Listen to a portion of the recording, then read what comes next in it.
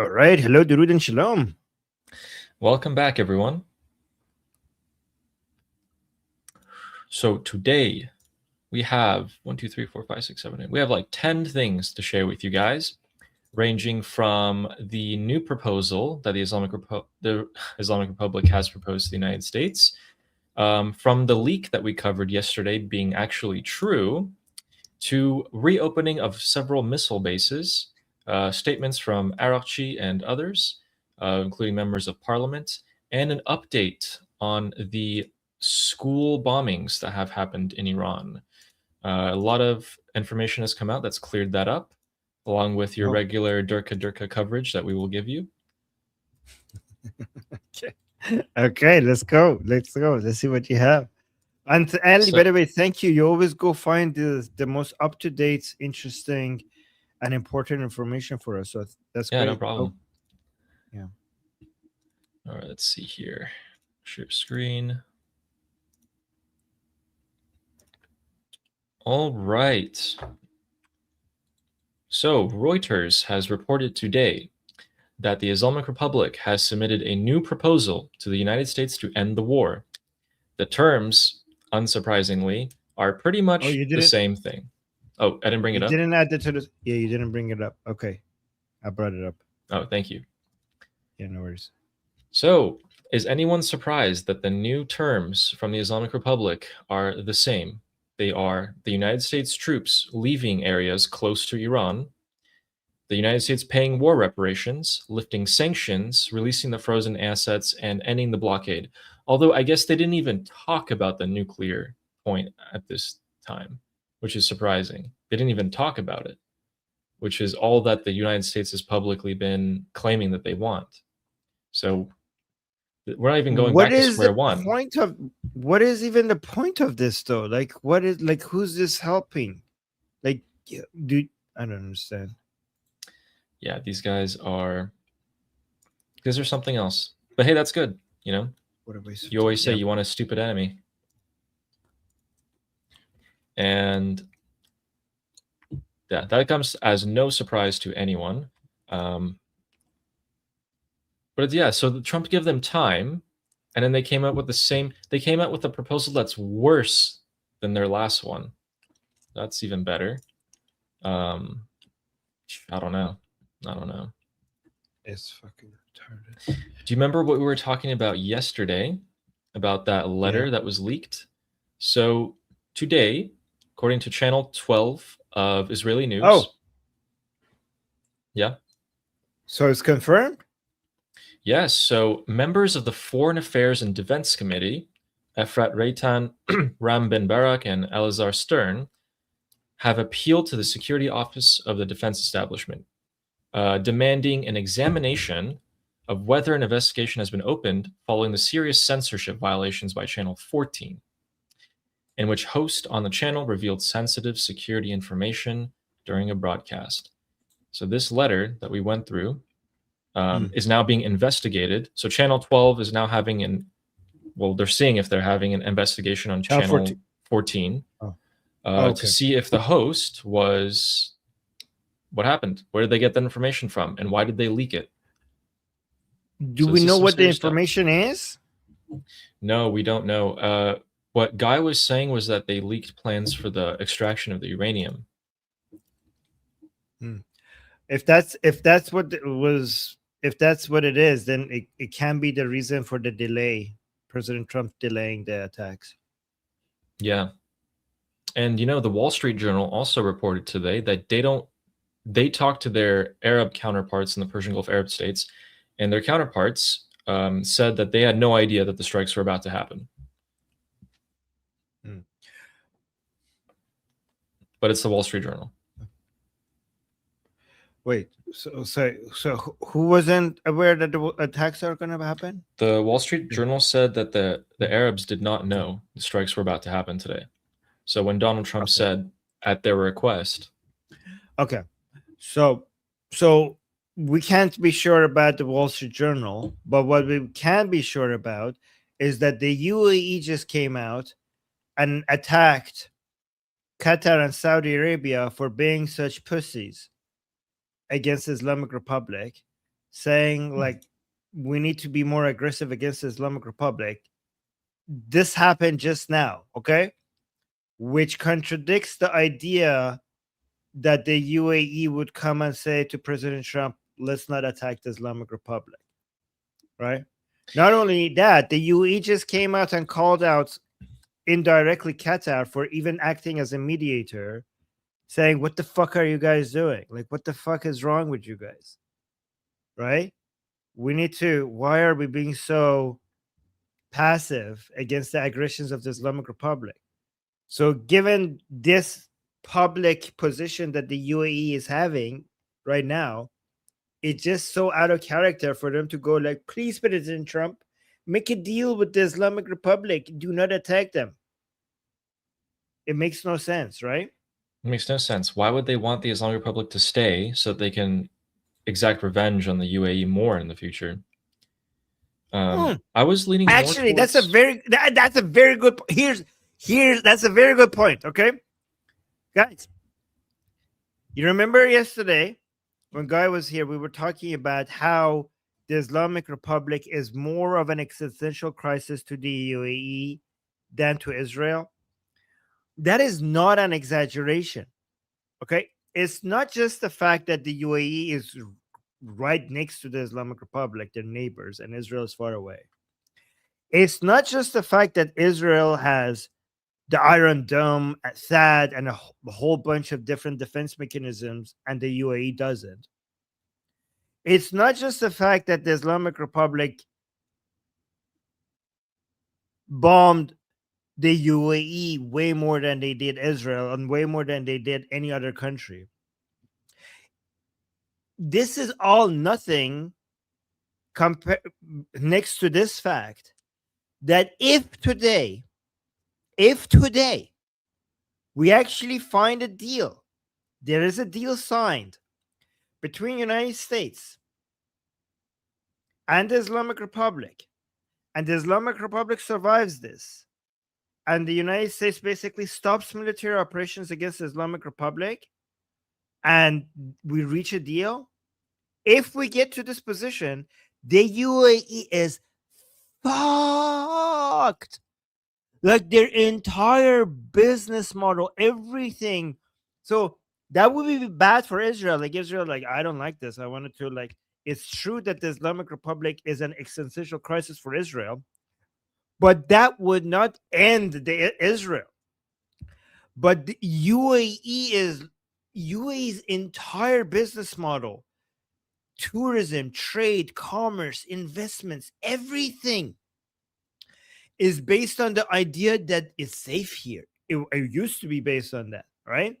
And you, after what just happened, you will never be able to go back to that idea that UAE is a place for tourism and investment and trade unless you get rid of the Islamic Republic. So the UAE, as bad as the military operations, as bad as the attacks of the Islamic Republic on the UAE have been so far, it would be by far worse if the Americans leave and the Islamic Republic is still there, even with no military operation. Given that the whole world would look at UAE and sees that the Islamic Republic is living and thinking that we might one day do this again, we might actually at some point, like people would not invest in the UAE ever like they did before, because it will always be with the understanding that we could get back to this could happen again. The UAE, the only way the UAE could convince the world that I'm actually as safe as you used to think I am is for the Islamic Republic to be gone.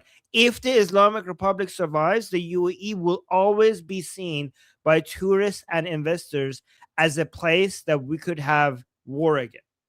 And it wouldn't be a safe place. Guys, remember, business investors and people who want to do long-term trades, they think in 10 years and 20 years.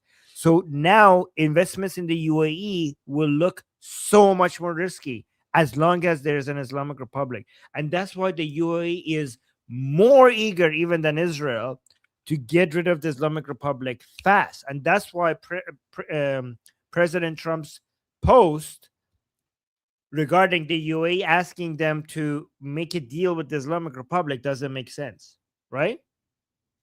Yes. On top of all of that, what about the uranium that they already have? What about the ballistic missiles that can reach Europe? What about them sponsoring Hamas and Hezbollah? Are they still not a threat? Like, is all of this just going to go away? Uh, no, it's completely in the interest for every country around Iran to want the Islamic Republic to get out. And them asking the United States to stop at the last second just makes no sense. Yesterday, I thought, okay, well, if there's a lot of Chinese manpads or Russian air defense or whatever in there, maybe that's what's actually having them step back a little bit and regauge their plans. They're still going to do it anyway, but for a leak on Channel 14 or for you know UAE and Saudi to ask that, I don't know if that was and it could be a bluff. Could have just been a bluff, to make the regime take the strikes more seriously, have them be on high alert. But it's a far cry, in my opinion.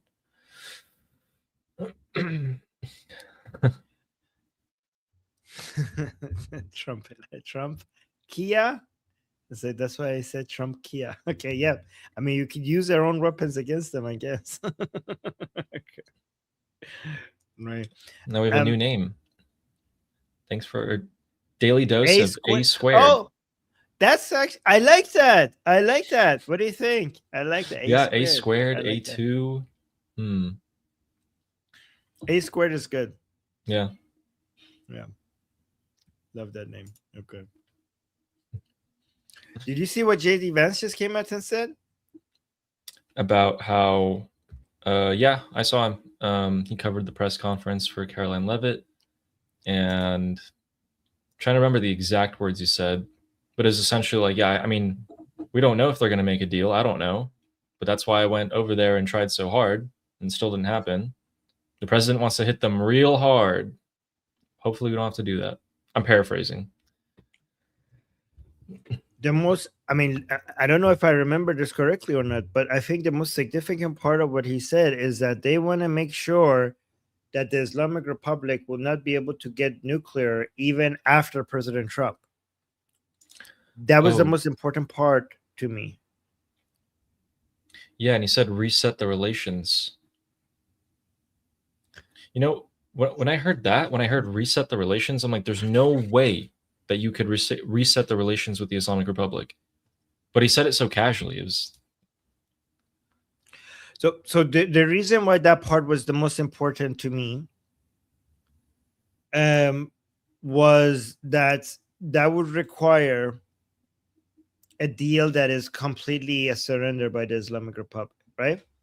That means that a deal that would be like the Islamic Republic pinky promising that they're not going to do enrichment of uranium would not be enough. And this is not coming from Trump or Rubio. This is coming from JD Vance, which is supposed to be the most isolationist part of the Trump administration. So the most isolationist, so-called isolationist part of Trump administration coming out and saying, if we get a deal, we need a deal that cannot be undone by future presidents. That means that's a deal that is a full surrender by the Islamic Republic.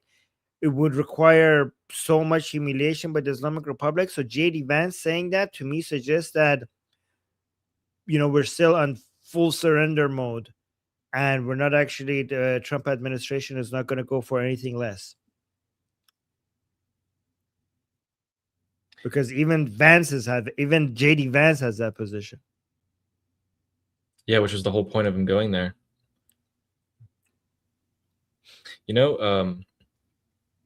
I want to get your thoughts on this. There's been, I think, 2 or 3 flights now that have gone from Mashhad to Najaf in Iraq. They keep going back and forth, with the latest one, I think, being literally 16 hours ago. There's been also flights from Russian planes landing in Iran and leaving, and Chinese planes. The one Chinese plane that came from China and landed in Iran. And these were not cargo carrying planes. They carried people, or carried out people, rather. They could be evacuating personnel that they have in there because they know that the strikes are coming. Yep. Actually, I think it would, Ali, now that I speak about things moving in and out, I think it would be. I mean, I don't know if we should spend time doing this because we might spend time doing this, and then all of a sudden we're in the middle of military operations, and it's not useful anymore. But it would have been helpful if we had a list of all the movements, all the assets, military assets coming, everything that is leaving, Israel to American bases, this, that, all of the intelligent gathering equipment that they now have. I don't remember in the discussion group, Kat was talking about something. I forgot the name of that thing that they had. But there's so much movement that suggests something is about to happen. It would be fun if we could just list them from top down. That would have been fun. But I don't know. Maybe I could gather it really quickly though. Probably not quickly because it would be hard. I mean, these cargo planes, we don't know what they're carrying, and some of these planes do turn off their transponders if they're really important. We got a super chat. Thank you. By the way, guys, we're trying to hit 10 super chats per live stream. So Philly already got us started with our first one. So thank you so much, Philly, for that. Saying, when the Islamic Republic is gone, how big chance do you think that the proxies will find other sponsors like Muslim Brotherhood, etc.? Ali, what do you think about this? Good question, Philly. Low, and even if they do, are they going to get millions like they did from the IRGC? No. My question is, like, Muslim Brotherhood is going to sponsor them with what exactly, right? Like, somebody needs to sponsor, like Muslim Brotherhood needs to sponsor itself, right? like Muslim Brotherhood is broke. I mean, where's Muslim Brotherhood? The only where Muslim Brotherhood is active, from a military perspective, is in Gaza by Hamas. Hamas is Muslim Brotherhood. Okay, and Hamas gets its money from the Islamic Republic. So Muslim Brotherhood. Oh, are we talking about Qatar and Turkey? They wouldn't dare. Like they're more soft power strategy. Like, so Qatar is more soft power strategy, and Turkey is more like, Turkey uses Muslim Brotherhood ideology as a tool, but they have their own Ottoman imperialism agenda motives more than Muslim Brotherhood agenda, and they're not gonna be funding terrorism in the way the Islamic Republic is. Like, there's no. I mean, again, I know it might not mean much. It not make you might think that it's not a big deal, but they're part of NATO, right? And they also don't want to get on United States bad side too much. Like, if by Muslim Brotherhood you mean like Turkey, funding, I don't know, Hezbollah and Hamas directly is too aggressive of a position for Turkey to get. Again, I'm not defending Erdogan. He's a piece of shit and he's part of a problem and he is a security threat.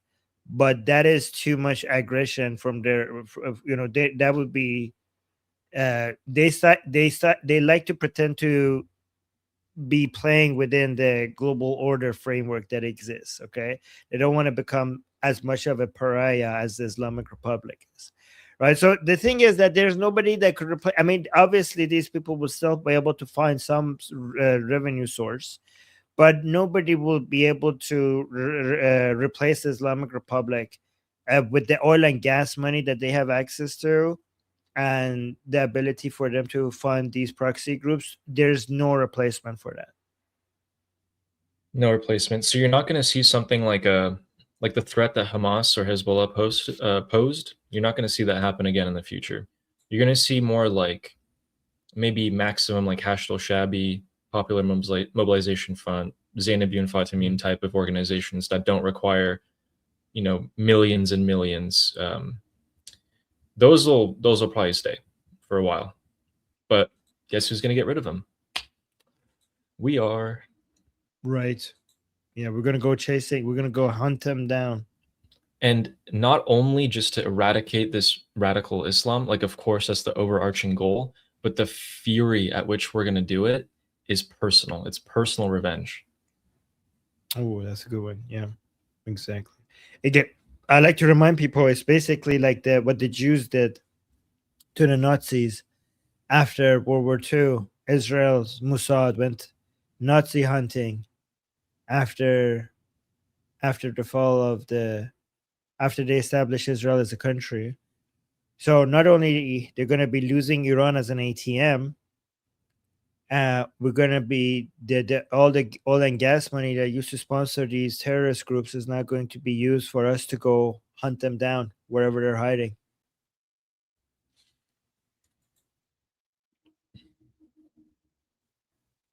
Yeah. Is it? Oh, and good question, might be Philly. And Sadato with the second super chat. Amazing. Thank you. We're 2 out of 10 super chats already. So they're saying, how will you celebrate when the boom boom starts up again? Okay, Ali, you go first. I mean, I'll probably eat some kotlet oh, okay. and then cry. Oh, Realistically. oh my God. Yeah, I'm just gonna try to be as spend as much time with you guys as possible. I would want to be next to all of you. Oh, and we'll be here and we'll be like, see? Yes, we're gonna be. Oh my God, we're gonna be so annoying. We're gonna be. We're gonna say we told you so so many times. Yeah. We're gonna come up with we should do this. We'll be like, wait, Armin, didn't you say that? You'll be like, Ali, didn't you say that? We'll just say that over and over again until people are sick of it. Yeah. Yeah, but I want to celebrate it by being next to all you guys in the chat. That's what I want to do. I want to be with you guys. How are you guys gonna celebrate it? Yeah. And thank you, Sadata, for that beautiful question. Thank you, Sodato. I want to. I can't wait for the day that I come and say, like, guys, we have an updated bingo card, and it's all grayed out. There's nobody left, or something close to that. Cutlet, and crying. Okay. Oh my God! Yeah, cutlet time. Oh man. Well, Will you be sleeping? I mean, so Yeah. we think, will you be sleeping? I mean, it is tradition, so Yeah, probably. I'll do my best. Everyone's gonna do their best to wake Armin up.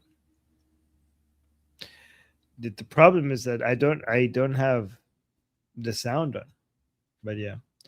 So do you have? Okay, you start this question.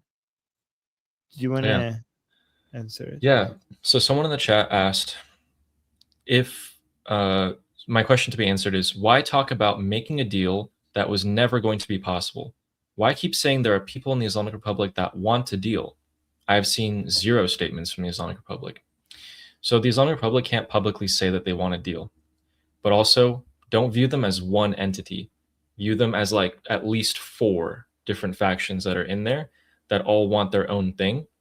Some of them want a deal, some of them don't. The ones that don't are stronger than the ones that do militarily.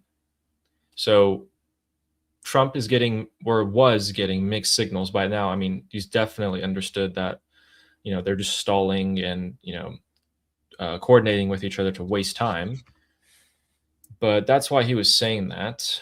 But also, the most important thing that it does is that it makes some people in the regime who are quote unquote moderate and the people who are hardliners start attacking each other and be like, well, you said you wanted a deal. Why would you say that? These guys killed our supreme leader. They killed Qasem Soleimani. They're about to destroy us. Like, how could you possibly want that? That's anti-Islam. And then the other guys are like, well, we have to make a deal to stay alive. Otherwise, like you saw what happened. They're gonna get us all. And here we are. It's a way to attack them. Did he overdo it a little bit? Yeah, but it's a way to attack them. I mean, there are many people who say that President Trump genuinely prefers to get a deal instead of military operation. But I don't know. I think most people here don't agree with that. But I do hear that analysis as well. So it's good to mention it just so that you're aware of it, right? But so why keep saying there are people? I mean, and also there. By the way, Patriot Stan, I know for a fact that there are many people within the Islamic Republic who are desperately trying to get a deal with President Trump, but they can't because the Islamic Republic is fragmented and they don't have control over other parts of the Islamic Republic. Like I know for a fact that Ghalibaf really wants a deal because he's gonna die. He thinks he's gonna die if they go back to military operations. I know for a fact that Pezeshkian really does want to deal with the Americans. I know for a fact that Arakshi definitely wants to deal with the Americans. They want it, but they can't get it through because they're not in control. I mean, and nobody is technically is everybody is basically. I mean, think about it. Even if you want a deal, how are you going to stop the people who are just going to come destroy any form of ceasefire? Every time you get close to something, there are parts of IRGC are like, okay, well, fuck you. I'm going to shoot at UAE. I'm going to shoot at UAE just to fuck up with the deal that you're about to say. How are you going to stop that? By the way, we have breaking news coming out as of 6 Oh, minutes ago. oh, The Senate, for the 7th time, has voted to limit Trump's war powers, and for the first time, they have succeeded. They have passed the vote 50 to 47. So now the House will also have to vote on it, and then President Trump can basically just veto it. Oh, I mean, I don't know. We don't. Are we gonna get the House or just the Senate? Probably unlikely. But even if they do, it's not really a big deal. You know why? Because President Trump posted on his True Social 2 nights ago saying that it doesn't matter. It doesn't matter what the House and Senate vote and pass. He's just going to say no. I'll just He's be. just going to keep on going. Yeah. I mean, I'm not a constitutional law expert, but I'm assuming that even if they have the House and the Senate at enough majority to not be vetoable, then the White House will be like, well, okay, this is unconstitutional. And then if you want to challenge it, you have to take it to the Supreme Court. And this takes like forever. Right? Yeah. I'm assuming that even if we get, I mean, we're not going to go past the House anyways. Like people in the chat mentioned that the House is not going to vote for that's not getting through the House. Yeah. So we're okay. But this is still big news because it's going to get a lot of coverage and people are like, it'll be like, where's War Powers Act, War Powers Act. Oh my God, but so it's going to bring attention to it. But other than that, it's not going to do anything else. I can already see Arakchi and Ghalibaf coming out being like, see guys, see world. They're losing support.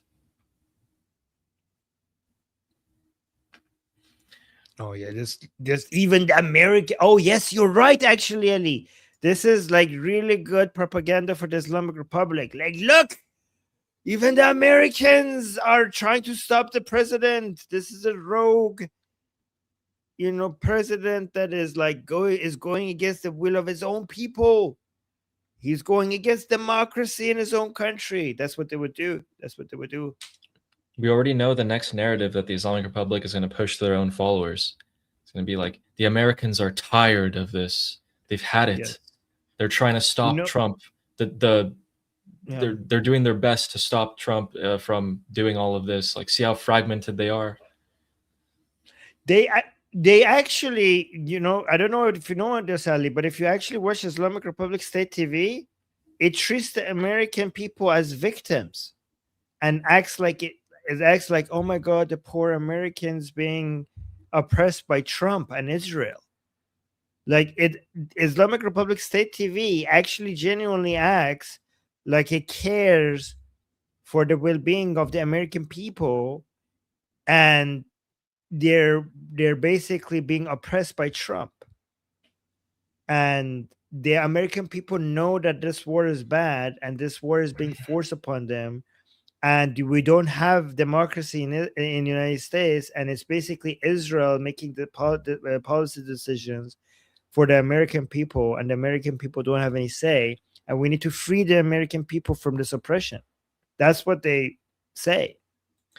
You know what annoys me about that statement is that they're capable, or at least knowledgeable, that the people of a country can suffer because of the government.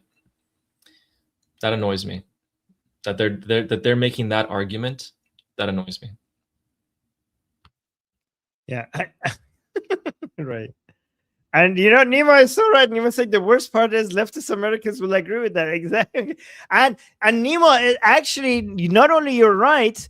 Leftist Americans produce the content for the Islamic Republic to then go shows like, see, the Americans agree with our analysis. So, yep, you're completely right. Ali, you want to? Oh yeah, go on, and then we go to that. We go. You go first. Well, after we say that, we should go back to voting. We should make a poll. And before you make the poll, we're actually going to tell you guys what the airspace over the Middle East looks like and a couple other things. And then we're going to have a vote and see if anyone's changed their mind. Ooh, okay, good. Okay, let's look at the super chat. Our third super chat of the day. So we're 30% to getting to 10. So thank you guys. Philly is saying, how big is the chance that the factions will start fighting and killing each other, like a civil war, like IRGC factions, basically, like a civil war, but just regime and IRGC, etc. So, Ali, what do you think? Pretty low, in my opinion. At least if you want to see any sort of organized fight between the factions, I'd say the chance is very, very low. Would some of the regime people be pissed at the others? Would some bullets fly? I could see that when things get really chaotic, but unless they know that it's like genuinely over for them, this isn't going to happen.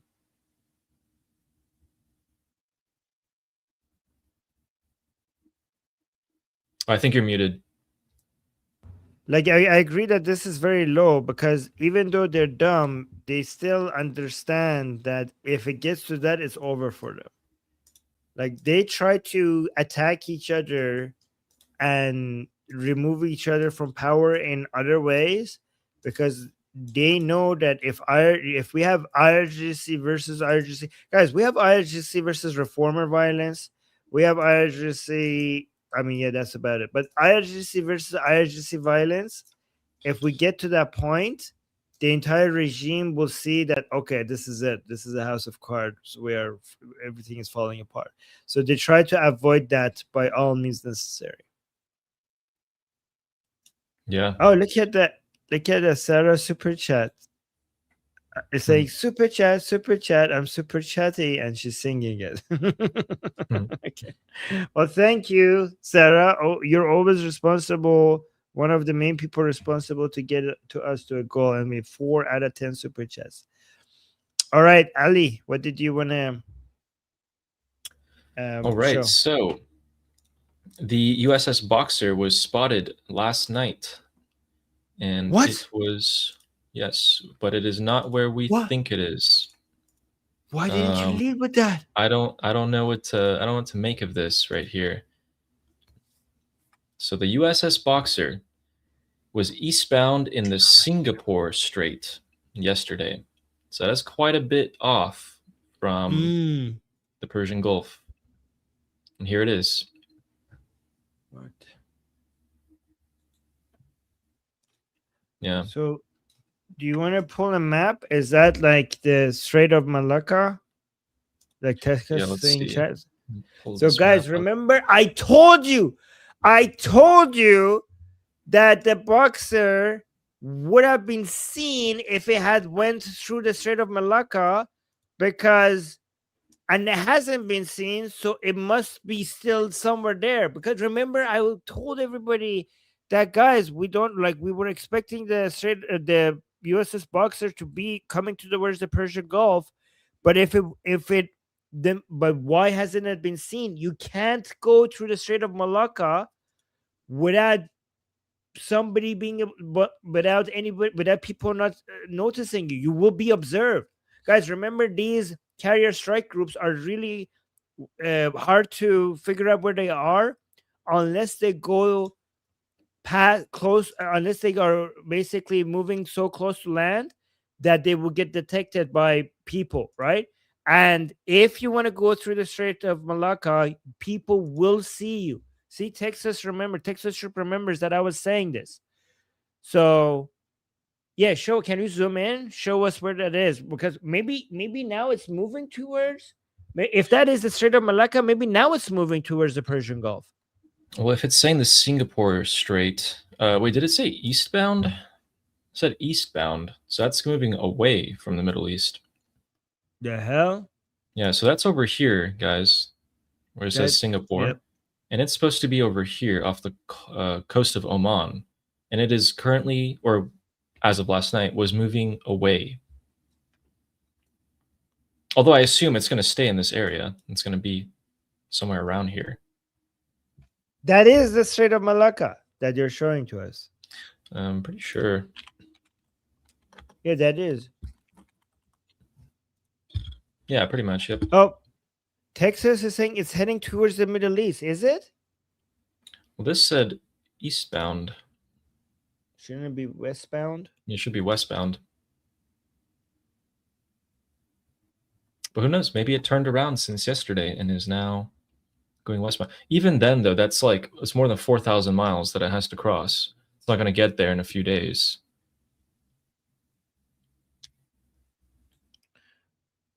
That's an interesting super chat. I mean, I agree with it. What made him suddenly think of that? Okay, so let me actually then go through them. Nima is saying 5 is a lucky number, right? I mean, sure, it is now. From now on, it is. And thank you, Nima, for paying the 5th super chat. I appreciate that.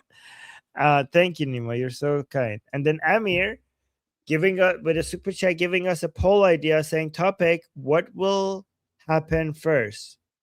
Oh, 1, Ali get to 1,000 subscribers, or 2, boom boom renews in Iran. Oh, that's a good poll. I think hopefully boom boom. I'm gonna vote number 2. Yeah, that's a good poll idea, and that's a good way to promote your channel as well. Wait, yeah, guys. But then, yeah, we're almost there. We're at 770, I think. So we're almost there to 1,000. And yeah, if I can get there, I can do anything, technically. Technically anything, yes. Yeah, guys, I'm gonna put the link to Ali's channel in the chat. So go subscribe to him. He's at 772. Here's one reason why you should subscribe. When the boom booms start, I'm going to be there and I'm going to be live streaming the entire thing for as long as I possibly can until I pass out on my desk right here. And I will be telling you every single detail that I can possibly find. Okay, so let me make the poll. Which will happen first? Ali's channel gets to 1,000 subscribers, or boom boom in Iran, right? That's what we're doing? Yeah. Okay. Create. Start. Okay, that's the poll. Put 1 in the chat for Ali's channel gets to 1,000. Put 2 in the chat for boom boom in Iran. So thank you, Amir, for the super chat idea. And also, this is the super chat that you mentioned. That was, so yeah, Dapper saying curse upon the Safavids. Yes. I mean, I agree with that. And thank you for the super chat. Oh, thank you so much. We got to 7 super chats. Curse be upon the Safavids. Okay. Oh wow, it's 50-50.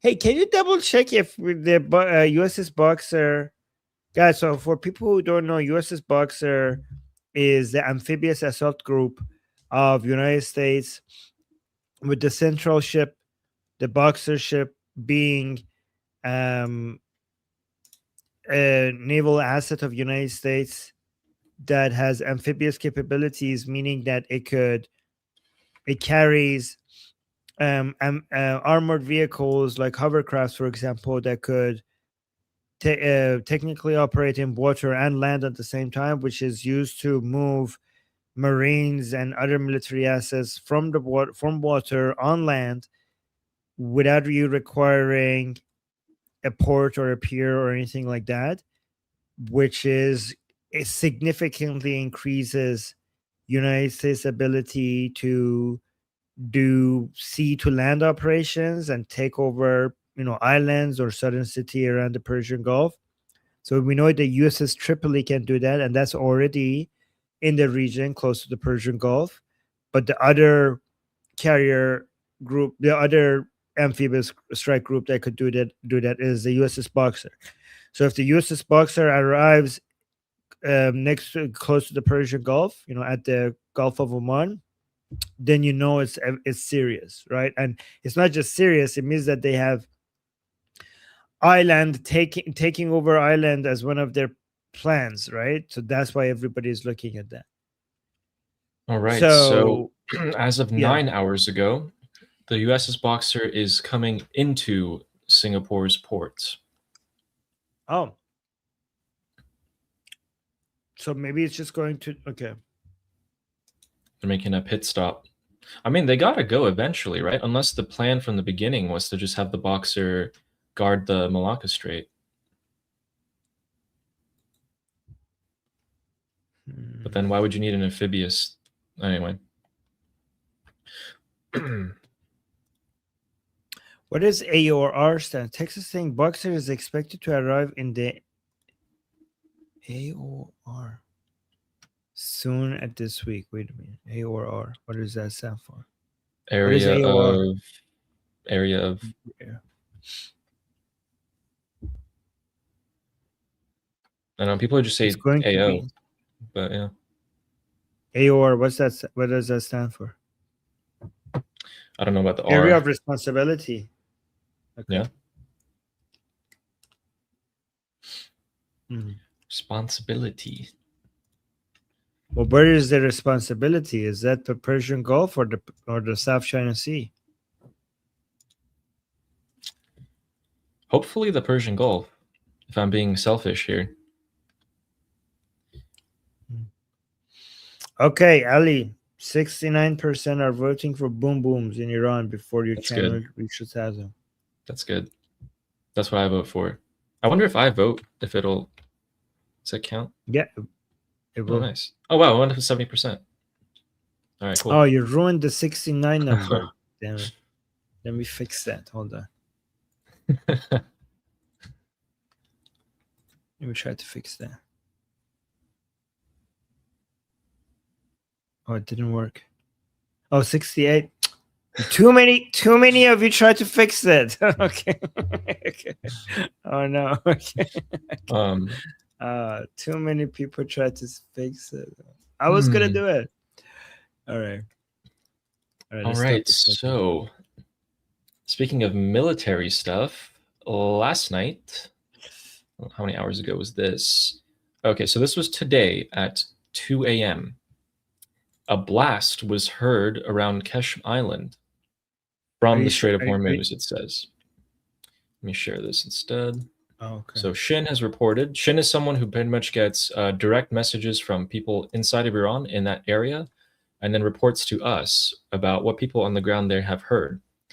And this was coming from the Strait of Hormuz directly. That was last night. So things are happening every night. What are these explosions? Like, I can't, like, is that Gardej Javidan? Is that Israel? Yeah, it could be special operations that go in and take out specific targets as well. I mean, that's a very common military thing to do. سلام داوود همین الان صدای انفجار قشم حس شد سلام مرسی ولی خب انگار انفجاری روی دریا بود دور بود اوکی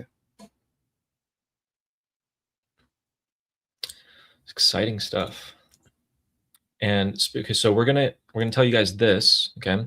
And then over the airspace is still clear pretty much over the Middle East. So we're talking about Syria, Iraq, and Iran. The airspace is mostly clear. There are some suspicious commercial flights over the past day that have been going to Russia, China, and Iraq and back.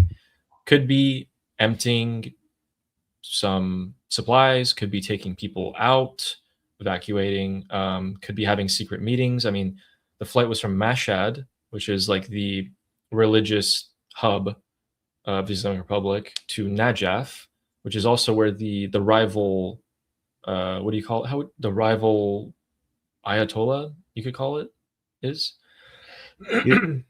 You're talking about Alam al Huda? Is that his name? The Santa Claus looking mullah in Mashhad? No, I'm talking about the guy who is the rival to Khamenei. That's what I'm talking about. Alam al Huda. Do you want me to bring the boom boom sheet? But wasn't he Iraqi? Huh? I thought there was an Alam al Iraqi Huda? rival. Oh, okay. I thought you mentioned okay, sorry. I don't know why I thought you were mentioning Mashhad. Oh, you mean Sistani? Sistani, yeah, there it is. Okay, Sistani is a competitor to Ali Khamenei from a perspective as a marja.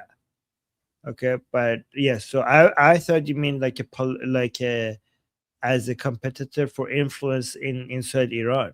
Okay. Yeah, like a religious sense. Right. Yes. Is he in Najaf? Sistani is I think he would be in Najaf, yes. Where are we talking about Sistani? Because there was two planes, or maybe the same one that made multiple flights from Mashhad to Najaf and back to Mashhad. Oh, that's why I heard you saying Mashhad. So I thought you were talking about Alam al Huda. Okay, but Sistani is not relevant in military operations or anything like that. Like he's just a spiritual leader. Here's how he could be relevant. So Ghani, which is one of the top people in the Islamic Republic, has been going to Iraq multiple times, and his job is to basically gather the militias that they have in Iraq, that the IRGC has in Iraq, together, and to get their support for when the final battle comes. Sistani, who is the spiritual leader in Iraq for Shias, could have some influence on these people. And so having mullahs from Mashhad, which is the religious center of the Islamic Republic, go to Najaf, convince Sistani to perhaps throw his weight around in some way, could help them to garner some support amongst the militias. Sistani tries to stay out of politics as much as possible. This is their last chance. This is the IRGC's last chance. So if they have to hold a gun to his head, they might do it. Sistani is against the Velayat Faqih system. I don't see him involved. I don't think he will be involved in any of this. Okay. His whole thing is non-involvement. And I wonder what could happen there. Yeah. No, Sistani, first of all, he's against the philosophy of the Islamic Republic, and he's politically very uninvolved. That's why the Pope met with him. So, yeah. Well, that name.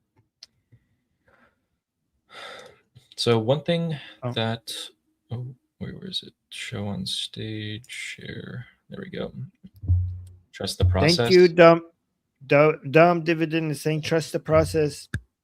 Thank you, Dom Dividend. Thank you so much for the super chat. Absolutely.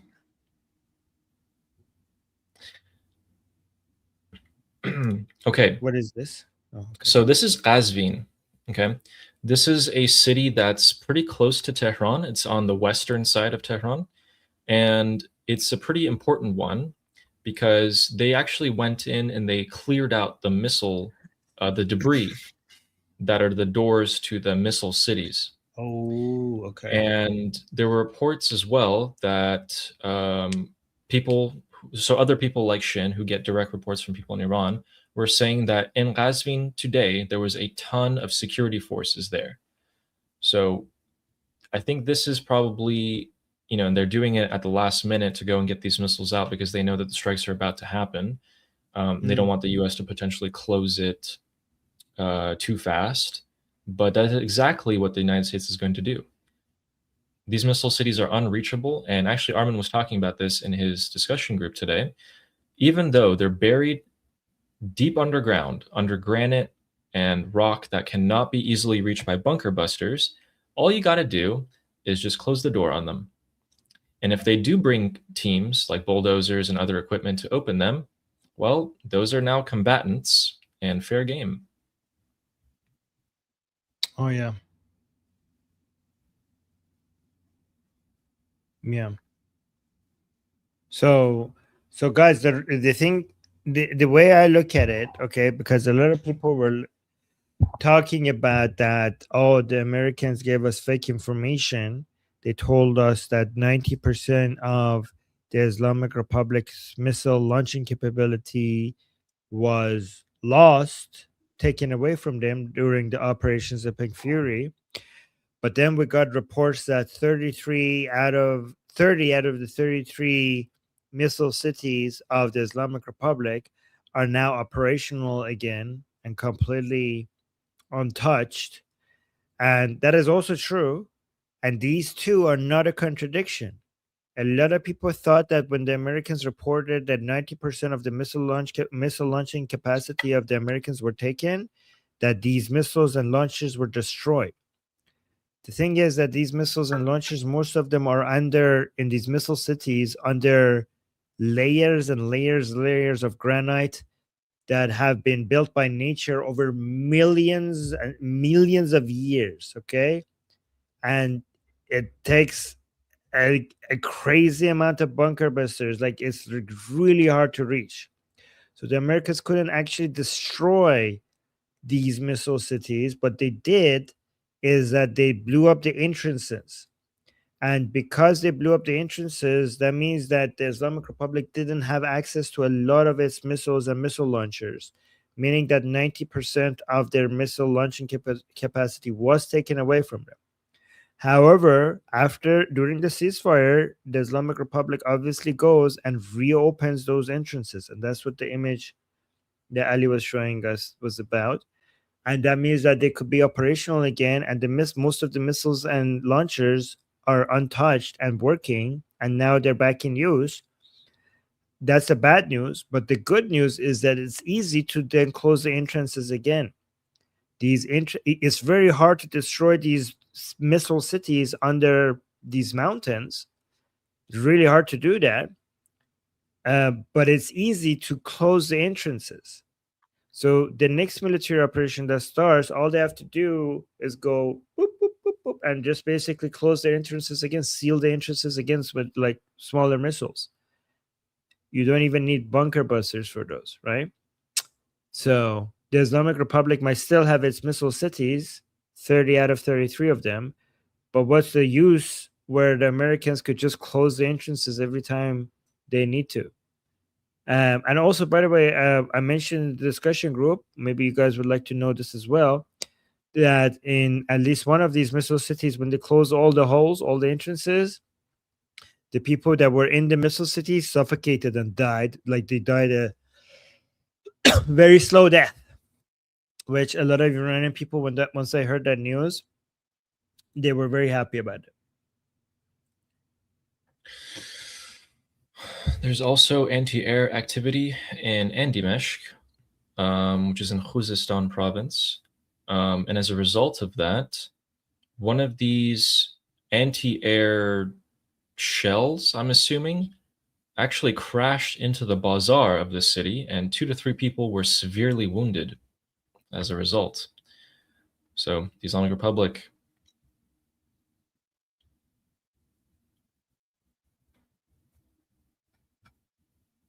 CBS is also reporting that there are at least 10 mines in the Strait of Hormuz.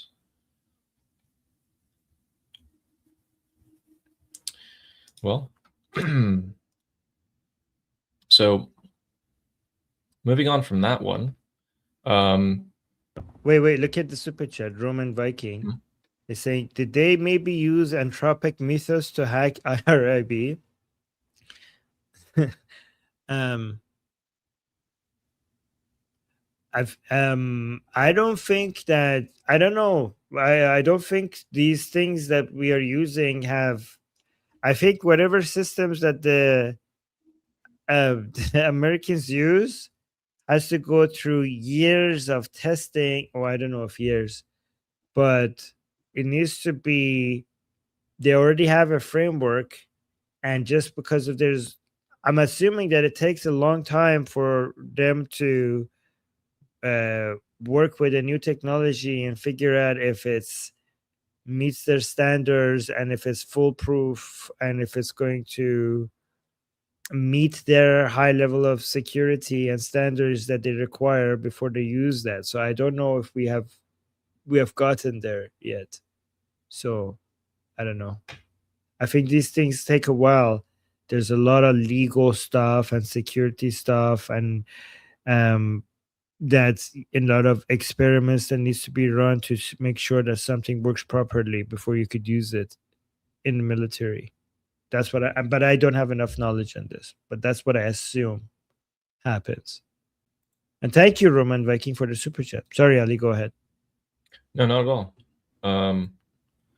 We wanted to clear some misinformation up. I know everyone's always been very interested in what happened in the girls' school in Minab, but not everyone knows that.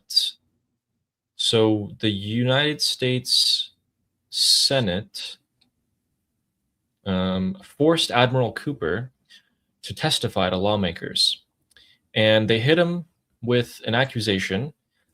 They told him that there were 39 incidents where girls' schools or other schools were targeted in Iran. What? And Admiral Cooper responded with, I had no idea. I don't know what you're talking about. 39? I did not receive such reports.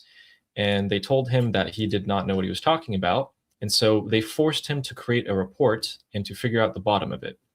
He did, and came back with the assessment that out of the 39 incidents at which the Senate gave him, US munitions, so missile parts and such, were only found at one of them, which was Minab. And he also said that Minab was a cruise missile base for the IRGC. So Right. 38 Yes. of them are completely false. The United States has nothing to do with it. And one of them, You have the that was video a for that giant- interaction? Do you have the I don't video? have the for video. it? I don't have the video for it, no. But I do know where to find it. I just have to go through the whole recording. It's like a couple hours long. I'm pretty sure somebody on X cut out that part.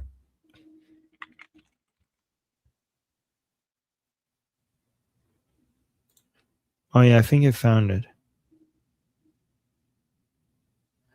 Okay, here I could share it. Yeah, sure. Do you want me to share it? Yeah.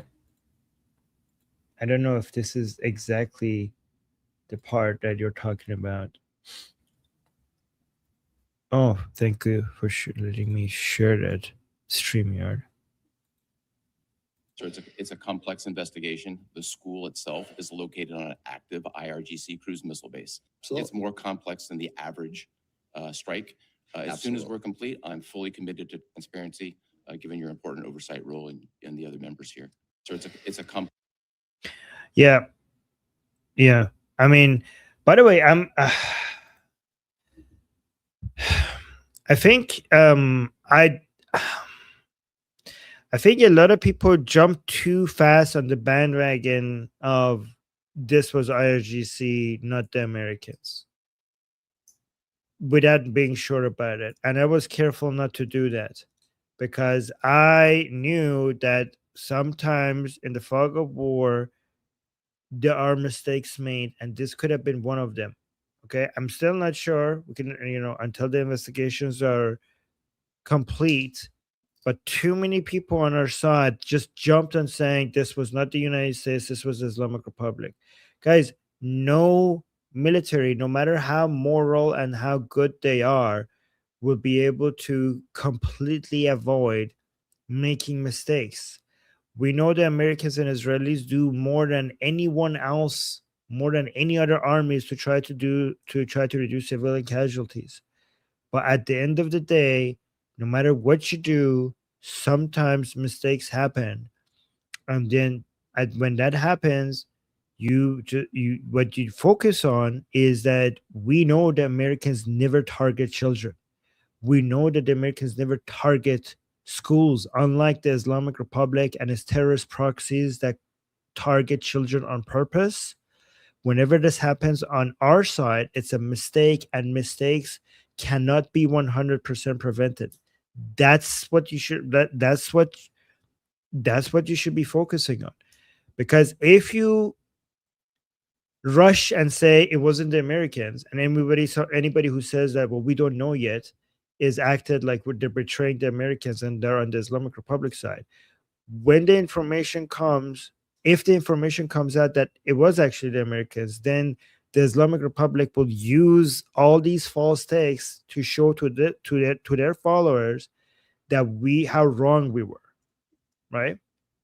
So just be patient for the investigations before you jump on the bandwagon that it was the Islamic Republic, not the Americans, because we don't know, right? And it might have been the Americans, and it was a mistake, and obviously they weren't intending to do this.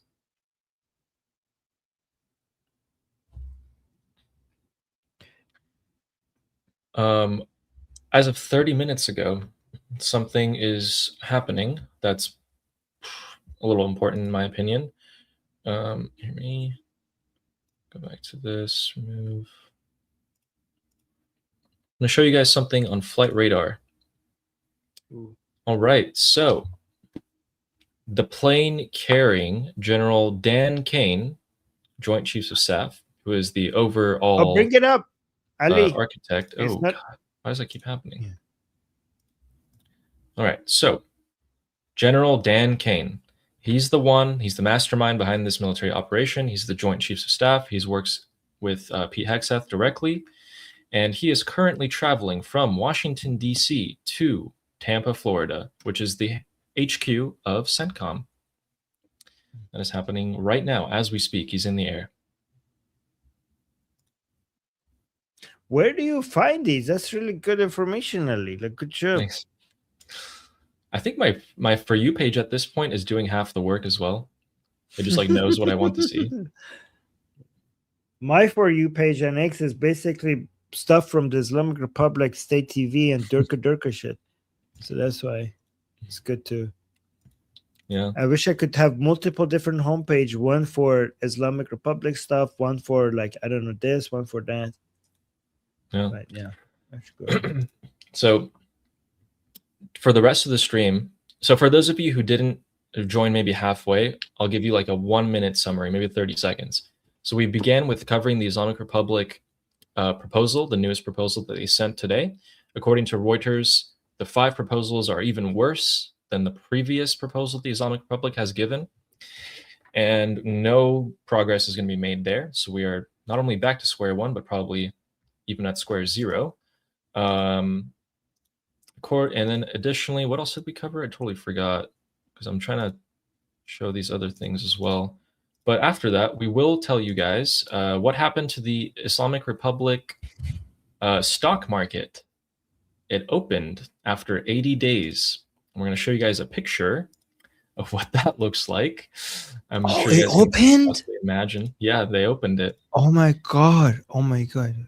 I also wanted to tell you guys about what FIFA has done regarding the Iranian revolution. Additionally, there are more videos of the IRGC physically handing small children weapons and teaching them how to shoot them. And lastly, we can end it off by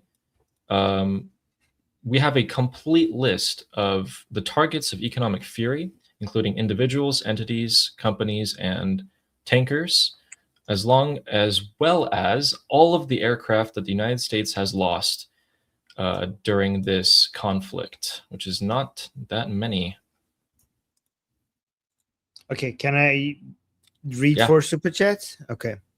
So Lior is saying Baby Yoda, baby Yoda, baby Yoda, baby Yoda. Okay, that was what Lior said. Thank you, Lior, for that. And then we have thank you. Okay, Fabrice is saying Italy here. Okay, if I mispronounce your names, I'm sorry. Yeah, Fabrizio. Fabrizio Pacific something Pacific saying Italy here, and yes, Israel. What is that? What is that other one? Hold on, I need to see the flags. Which Oh, one? United of. Oh, okay, that's U.S. Why does it look like UM here? Okay, so U.S. flag, Israel flag, Italy flag. Thank you so much, and also make Iran great again. Thank you, thank you. I have to look at it on my phone because it's not showing correctly on my computer. And then we have another super chat from Aryan saying, "My birthday's tomorrow. Hey, happy birthday! Happy birthday. Hope something good happens." Imagine that, Aryan, if on your birthday we light some candles in Iran, some giant candles. Okay, that would be amazing. That would be the best birthday gift ever. I would be jealous if that's what you got on your birthday. And we have Sarah is saying, "Yay, Ali, let's go." Thank you, Okay. Sarah. Oh, Sarah's so she nice to sent us. us. Yeah, she is. She's very nice. All right, love you, Sarah. Okay. All right, what do we have? All right, who wants to see what the stock market looks like in Iran? Are we going to see my God. green? Are we going to see red? What do you guys think? It's going to be a bloodbath. This is what it looks like. So this is what it looks like, and if you're wondering why there's a fair bit of green, keep in mind that over 80 companies were not even allowed to be listed up again. They were so damaged that they didn't even make it to the opening of the stock market. They postponed that one. But you can see everything is pretty much red here. Well, I'm actually surprised that there are greens. Okay, what is it? Why is there why is there any green at all? Well, this is reported by the by Tasnim News, which is the state media. So I guess they didn't want it to look too bad. No, I mean they couldn't hide that if they opened this. I want to see the percentages. So if you right click on the image and then basically say copy image address and then you paste it, you will see a zoomed in image like that. So I just went and did that. Okay. Let me see zoom in. We're saying -2, -3, -3, -3. This is in a day. This is +2, +3, -3. I remember there were days that the whole thing was completely red. Oh, I know why some of these are green. Because this is an adjustment from the crash that they already had pre-war with the expectation that we're going to war. Do you know what I'm saying? Yeah. This is just the adjustment from some of them have already crashed significantly and maybe they over crash and it's just adjusting from that. So that might be the reason. Well, it's probably only going to be open for a few days. So. Okay. Maybe. Yeah. I'm going to actually combine two things here. So our favorite foreign minister said that the US has finally acknowledged the losses of dozens of aircraft worth billions, and that our powerful armed forces confirmed as first to strike down an F-35. With lessons learned and knowledge we gained, return to war will feature many more surprises. What? When was our powerful armed forces are confirmed as first to strike down at when did that happen? F-35? Let's double check this. Did the Islamic Republic take down an F-35 during Operation Epic Fury?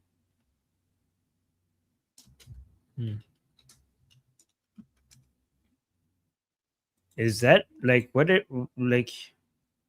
There's no way. There was a no. This is a lie. We actually have a list of the United States' lost aircraft, so we can actually take a look right here. So there were 34 aircraft lost, and before you freak out, 24 of them were drones. So 4 F-15s, 2 KC-135s, 2 MC-130s, 1 A-10 Thunderbolt, and 1 MQ-4C Triton. So no F-35s. Oh, you know what he is saying? One was damaged by bullets, like literally just bullets from an assault rifle. Didn't he say take down? He said took down. He So said because took this down. is look at this. So while Iranian state media and the Islamic Revolutionary Guard Corps claim to have successfully targeted and shut down an F-35 in March 2026, these claims were not substantiated by U.S. officials. So official reports and credible analysis confirmed the following: damage. So an F-35A Lightning II did sustain damage due to Iranian ground fire during a combat operation in mid-March 2026. Following the incident, the aircraft was able to perform an emergency landing at a base in the Middle East. The pilot survived, though reports indicate the sustained shrapnel wounds. Shrapnel wounds. U.S. Central Command confirmed the aircraft landed safely and that the incident was under investigation, explicitly refuting claims that an F-35 had been shut down. So fake. So these are. So show the list of the things that they managed to take down. Strike down. So the ones that they actually did strike down are these ones, destroyed. A-10. I see the A-10 was. I remember the A-10. Maybe because they had to do an emergency landing, and Arakchi's vocabulary that is taking them down. Yeah. Maybe the U.S. did state that the F-35 was damaged by Iranian ground fire. Yeah, and they safely had an emergency landing, and Arakchi was like, well, they had to land. We made them land, so that is basically us striking. We struck them, and they went down. So that's striking down. Yeah. I don't know. I don't know. These guys are something else. So Kat just joined us. I saw more people coming in talking about the Senate. Did the Senate? Yeah, we talked about this, but so many people are asking about it. Ali, do you want to talk about it again? Yeah, so the Senate has voted 50 to 47 to advance the limiting of the war powers. I believe that it was a committee, though, so I think Congress still has to vote on it, and then after that, pretty sure Trump can just veto it, which is what he was actually releasing on Truth Social a couple days ago. He's basically just saying a lot of things. He reposted Mark Levin, who was saying that it doesn't matter. It literally just doesn't matter what the Senate and the House vote for, because the president can just say no or get around it, and it doesn't matter. So we're totally fine. So nothing. Yes. So far. If they do get an overwhelming majority, though, then there's trouble there. That's never going to happen. So I could review here. I give you the full info, okay? So on Tuesday, May 19th, 2026, the Senate voted 50 to 47 to advance a war powers resolution. This was a notable breakthrough because it is the first time such a resolution has successfully moved out of a committee for a floor debate after 7 previous attempts attempts fail. For Republican senators, Susan Collins, Lisa Murkowski, Rand Paul, Bill Cassidy, broke ranks to vote with all but one Democrat. Oh, yay! Senator John Fetterman, which we love, in favor of the measure. The resolution seeks to force President Trump to remove U.S. armed forces from hostilities within or against Iran, unless Congress explicitly authorizes the conflict through a declaration of war or a specific authorization for use of military force. But here's the hurdles ahead. While this procedural vote is a major development, the resolution still faces a long and difficult path before it could actually restrict the president's authority. Number one, full floor vote. The measure must still pass a full vote on the Senate floor. Oh my God. So this hasn't even passed. The Senate hasn't even finished the job here. Forget the House. So after the Senate, then we have House approval. If it passes the Senate, it must then pass the House of Representatives, where leadership has previously been resistant to such measures. And then that's number two. Okay, then three, the veto threat. Even if both chambers were to pass a resolution, it would then go to President Trump's desk. Given his administration's stance that he maintains inherent constitutional authority to act as the commander-in-chief, it is widely expected that he would veto the resolution. Duh. But then also four, veto-proof majority. To override a presidential veto, Congress would need a 2/3 majority in both the Senate and the House, which is historically rare and currently considered unlikely given the party line nature of the votes thus far. And by the way, guys, on top of that, I said four, but I'm going to add a five. Even if you get a 2/3 majority in the Senate and you get a 2/3 majority in the House, for President Trump not to be able to veto it, then the White House would be like, well, this is unconstitutional anyway. So then they have to go challenge President Trump in the Supreme Court. So this is miles away from being able to limit President Trump. And they don't have the numbers exactly. Yeah. There's no way. They just can't do anything, basically. So we're good. We're good. Breaking news. Norman, guess who else is going to CENTCOM HQ right now? What? Wait, who? Tell me. What Admiral Cooper. Admiral Cooper is also going to Tampa, Florida right now. Wait, General Kane and Admiral Cooper? Correct. On different flights. So they're both going. They're both going to be there. And today is Tuesday, so they're anticipating something if they're heading back there. So the third and fourth highest in command when it comes to military operations against the Islamic Republic. So guys, the first highest in command when it comes to military operations against the Islamic Republic is President Trump. The second highest in command when it comes to these operations is Pete Hegseth. Third highest in command is General Kane. And fourth highest in command is Admiral Cooper. So now we're seeing General Kane and Admiral Cooper going to the same place in Tampa, Florida at the same time. And again, CENTCOM headquarters is in Florida. So something might be happening as we're speaking. The chairman of the U.S. Joint Chiefs of Staff and the commander of the Central Command, both in Tampa, Florida by tonight.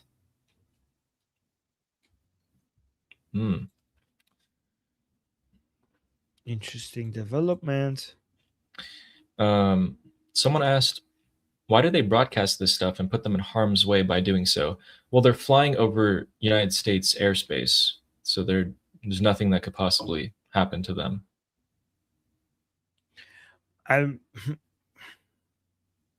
It is a good question though. Like I'm all for government transparency, but does somebody need to know at all times where General Kane is traveling to? like, I mean, like look at this. It even tells you how much this plane is costing.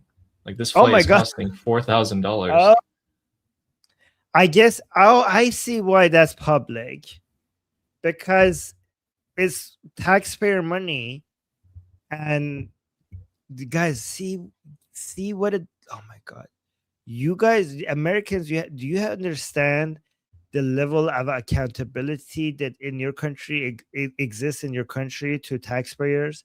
Because all of this has to become public knowledge, so Americans could know if their tax money is being used for justifiable reasons. Because moving these people around costs money, and everything has to be accounted for, right? And we're like, okay, we're spending this much, and we're moving this guy from here to here.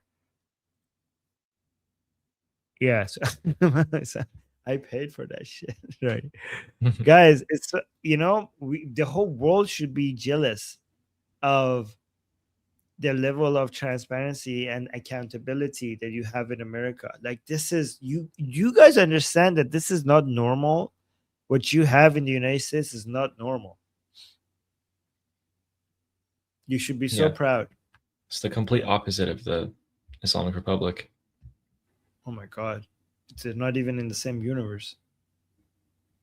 But it is risky. Like, it is risky. Like, I would like imagine Ali, if you had there was an X account announcing the planes that you were taking and where you're going to be at what time. Like, that's not comfortable.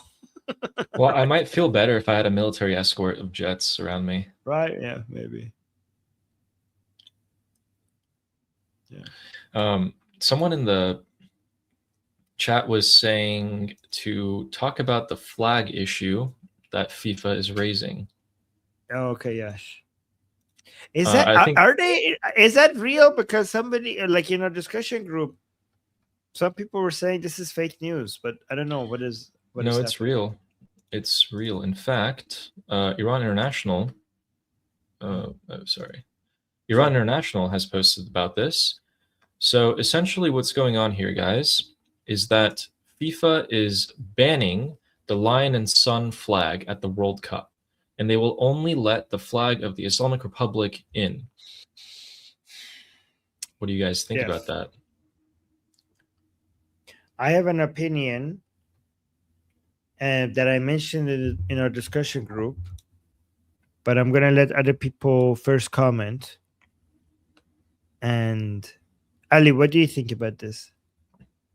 I think they had nothing to gain and everything to lose by doing this.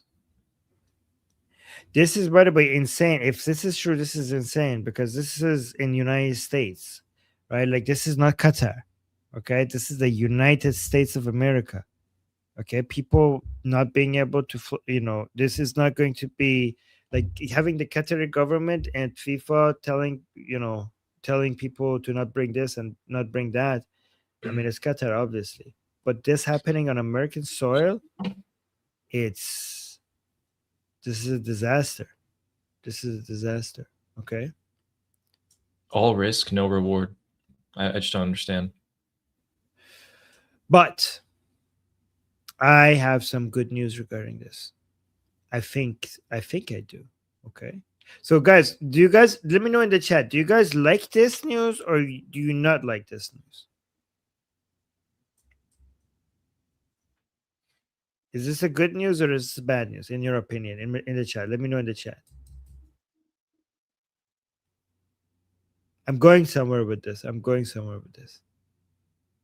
Armin doesn't mean if it's important or not, but he means if this is like a good thing or if it's a bad thing. It's a good thing or a bad thing that FIFA is banning the lion and sun flag. It's bad. Okay, Roman Vikings saying you ban. Oh, cat lady, you know what I said in the chat. You should stop. Yep. Okay. So I support it. I think this is great. Ali, were you in the discussion group when I talked about this? No, I wasn't. Okay. I think this is great. I love that FIFA is doing this. Okay. Because I think this is going to Oh, you figured it out? Okay, I okay. did figure it out. Let me. Okay, so tell me what you think I'm gonna say to see if you guessed it. Okay, this will be funny if this is not the same thing, but the World Cup, the games are going to be hosted in LA, amongst other cities in the US, right? And so there's a lot of diaspora Iranians who want to raise the lion and slug flag, but if they don't, that will show that there are no Islamic Republic flags there, and it will actually look bad for the Islamic Republic. Was that what you're going to say? No, because I'm pretty sure the Islamic Republic will make sure there are people there with the Islamic Republic flag, right? Okay. Like they will make sure that there is, right? What I'm gonna say is that given this ban, the Iranian people will definitely try to bring in their lion and sun flags. Okay, one way or another, they're going to bring it in.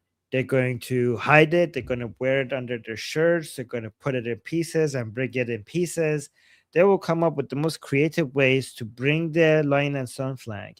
And then once they show it, because if you tell the Iranian people that they can't bring the lion and sun flag, do you think they're not going to try? A lot of them are going to try. They're going to try to violate this rule, and it's going to get so much media attention. I think this is going to bring, because imagine if they didn't have this rule. If they didn't have this rule, it wouldn't be that big of a news. Iranian people come, they have the lion and sun flag, and people are like, oh, I guess that's their flag. That's about it. All right. It wouldn't get that much coverage. But now with this, we might get a lot of people who are trying to violate this rule, and security guards running after them trying to get the lion and sun flags out of their hand. And that will bring so much attention. And to this, we will get so much more media attention on the lion and sun flag because of this, right? And it will also educate more Americans about the difference between the lion and sun flag and the Islamic Republic flag. And it will also embarrass FIFA to like trying to get lion and sun after the massacre that the Islamic Republic did upon the Iranian people for raising the lion and sun flag. Now having FIFA trying to go remove the lion and sun flag from the hands of the Iranian people, a flag that represents the a symbol of Iran, but also against our occupiers that did the greatest massacre in our modern history. That would look really bad for FIFA, but it also the media attention that this will get will educate more Americans what the Iranian people stand for and what the lion and sun flags for. And given that how many people associate the lion and sun flag with Princess of Pahlavi, more Americans and more people worldwide would be educated regarding the fact that the Iranian people support Princess of Pahlavi. So I think the drama that this is going to cause is going to get more attention to the lion and sun flag and what the Iranian people stand for than if it was just allowed. What do you think? I think you should make a Twitter post explaining what you just said, condensing Oh. it, and telling people to not boycott it. Tell them to show up. Tell them to still buy tickets, because I think a lot of people, out of anger, will boycott and not show up to the games. We want them to show up then. Yeah, that's actually a good idea.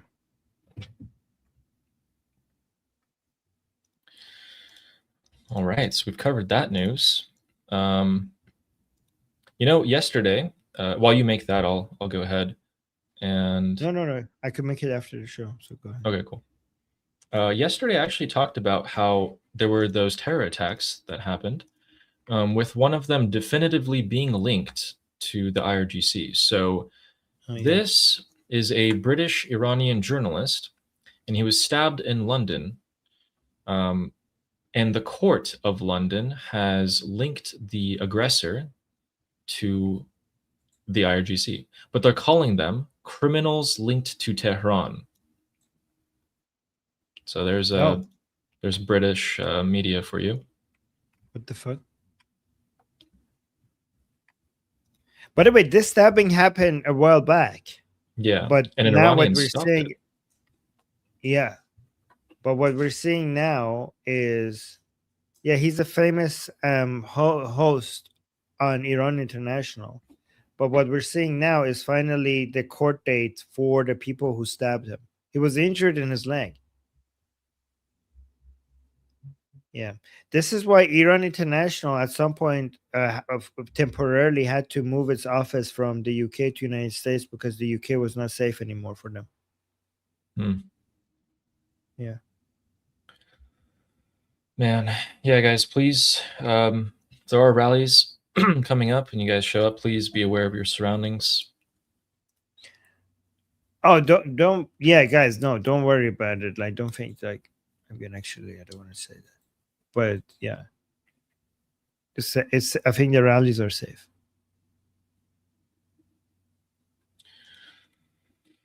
And we also have a clip of a continuation of the yesterday, clips of the IRGC teaching children how to shoot guns.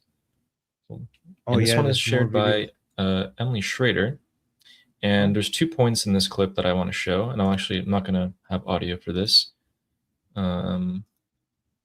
Okay, let's play this. Yep, so these are very small children. What the fuck?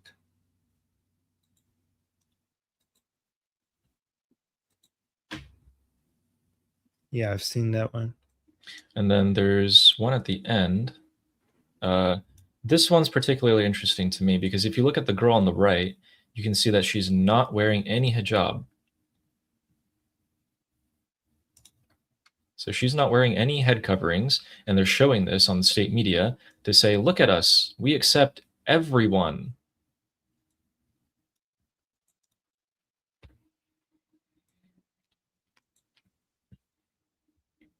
Unbelievable.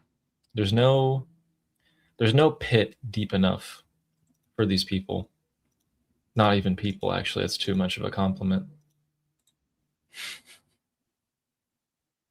And lastly, I'm just going to skim through. Oh, yeah, go ahead. No, I'm just saying maybe she's too young for a job. No, I mean, that's a good question. But first of all, too young for a job, you have to be under 9. But we know that they have actively are trying to show that non-hijabis are welcome as a propaganda recently. So that is something they do. And she's older. She looks older than 9. Oh my gosh, she's definitely older than 9. So older than 9 means hijab is mandatory.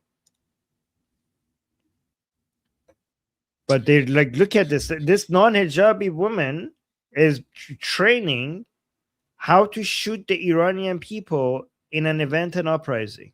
This is where we are at right now. Yeah, guys. So it's not just us.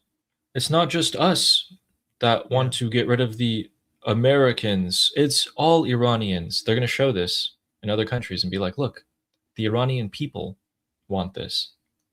Yeah, even the non-hijabis want to kill you, anti-regime people. Yeah, especially after like the clip right before is of a girl wearing hijab, and the next one they're trying to show. Look, they're saying, look, all types, full hijab, non-hijab, we're all united behind the Islamic Republic. That's what they're trying to say. Fuck these fuckers, man.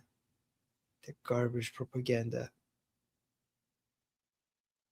Yeah, Leo is saying this is so sickening. Exactly. Man, can't wait to get rid of this fucking disease, man. I'm so done with them. I'm so done with this fucking sickness in my country. To use children, to use children and then be proud of it and broadcast it on TV to try and prove your point that everyone should be coming to bear arms. You're teaching children to shoot people and claiming that it is necessary. So, the Islamic Republic, after 47 years, has done millions of unspeakable acts just like this one. And this one being no different for the leftists and the woke and the Democrats and other people, because they will still defend this. They will still turn a blind eye to this. And we've seen them be quiet, right? Over the past duration of the ceasefire, they're more quiet.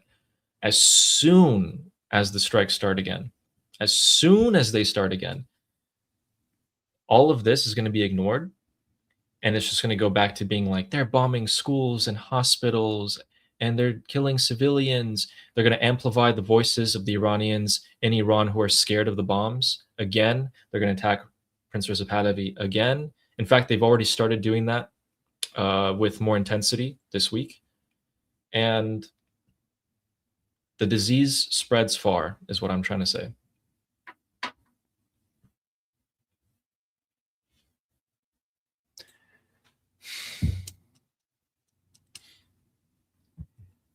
Yeah. Can you imagine having? Yeah. Yeah, all while accusing Americans of targeting a girls' school, and then they put weapons in the arms of children and send them to the front lines. Do they think that these children are going to be able to be some sort of, SEAL Team 6 strike force? These children are going to stand there and make the protesters hesitate while the men behind them gun them down. And also, these children, boys, girls, and other people that they're arming, are just there to be fodder. They're there to be run over. They're there for the regime forces to buy time for themselves to regroup, have barriers, and there's going to be cases of a lot of these people running because they're scared. Like, it's easy for you to be brainwashed and hold a gun now, but when you're pumped full of adrenaline and fear on the front line the night of, some of them are going to run and the RGC are just going to shoot them in the back. But no, the children's school, guys.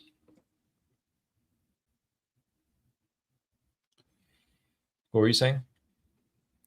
I mean, just to be clear though, these guns that they're being trained with, it's not meant for the Israelis and for the Americans. I need to remind people every single time, because the Americans and Israelis are going to fight the Islamic Republic with fighter jets, with drones, with missiles.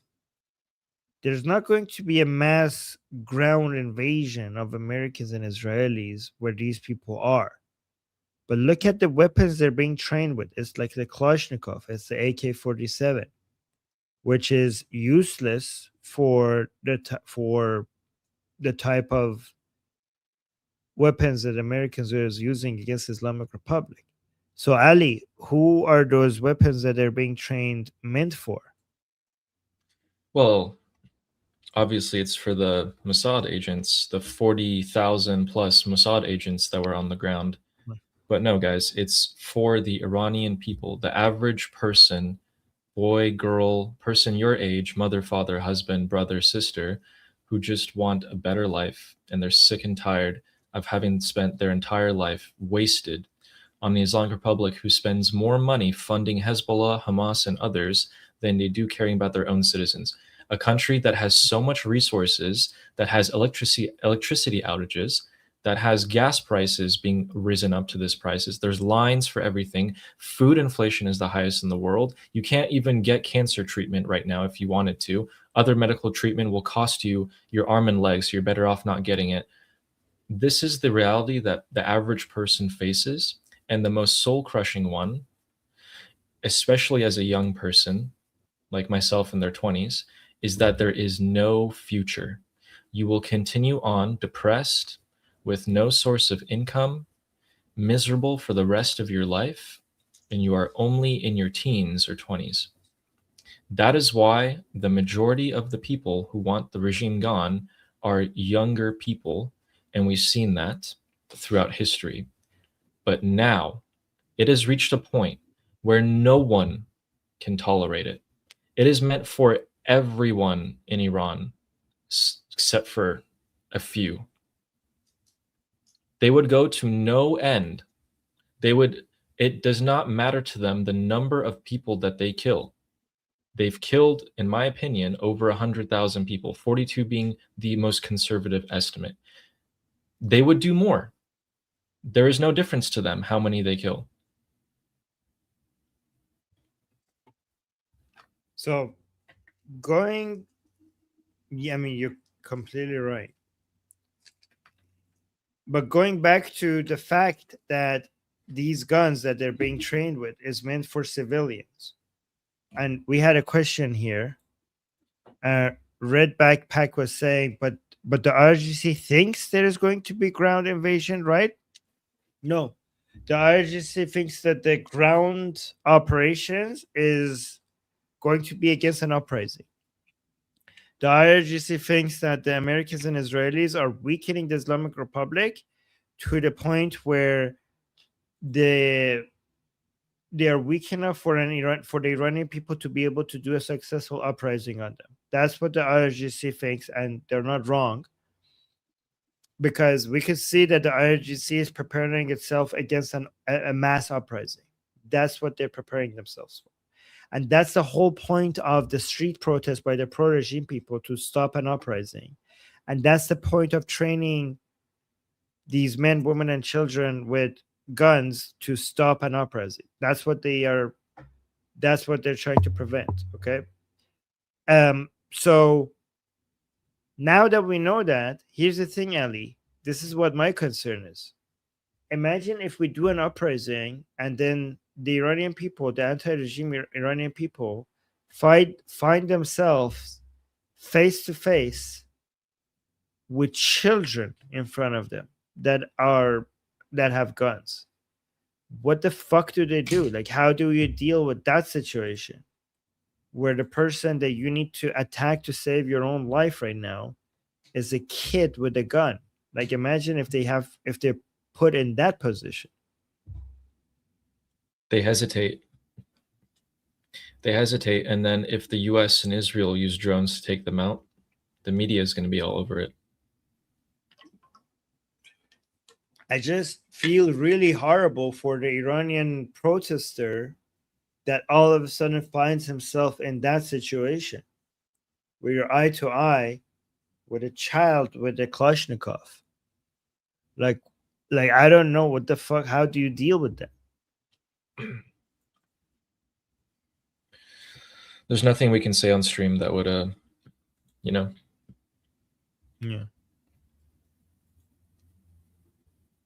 An Iranian child.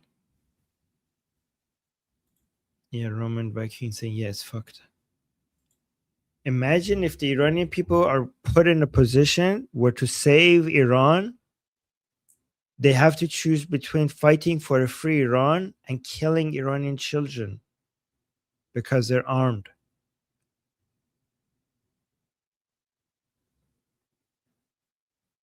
Like, imagine if they make the Iranian people choose between that.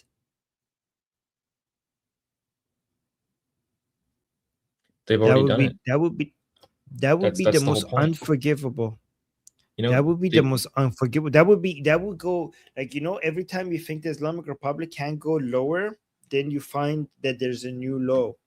It reminds me of this quote by Israeli Prime Minister about the Palestinians, so-called Palestinians. She said this. She said, we might be able to one day forgive the Palestinians for killing our children, but we could never forgive them for making us kill their children.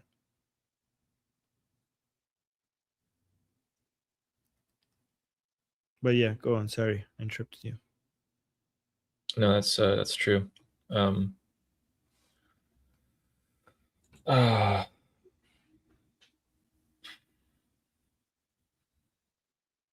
Yeah, you're right. Every time we don't think they can stoop lower, they find a way. Like, they literally sit in a room, they make this scheme, and they go, yep, and they carry it out. Guys, these guys are not moderates. There's no one here to make a deal with. No one around the Islamic Republic wants them to stay. And this is not the first time they've done this, okay? This is not new. This is the first time that they're going to force the Iranian people themselves to have to force themselves to shoot these children in order to get freedom.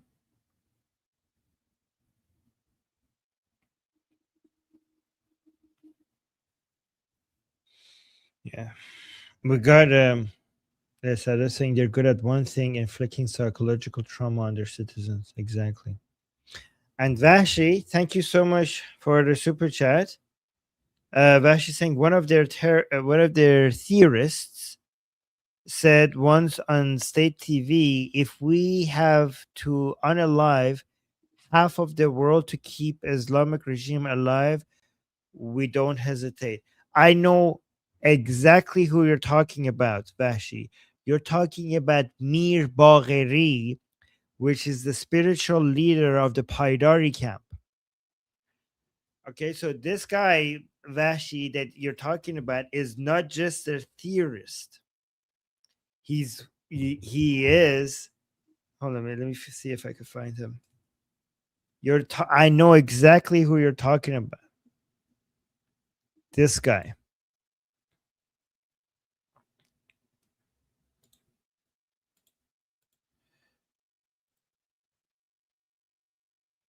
Mahdi Mir Bagheri. Okay. And the Paidari camp, the basically ideological pressure camp within the Islamic Republic, with the most important politician within them being Jalili, this is their spiritual leader. And some of the people within that camp believe it, trust him, and love him more than they loved Ali Khamenei.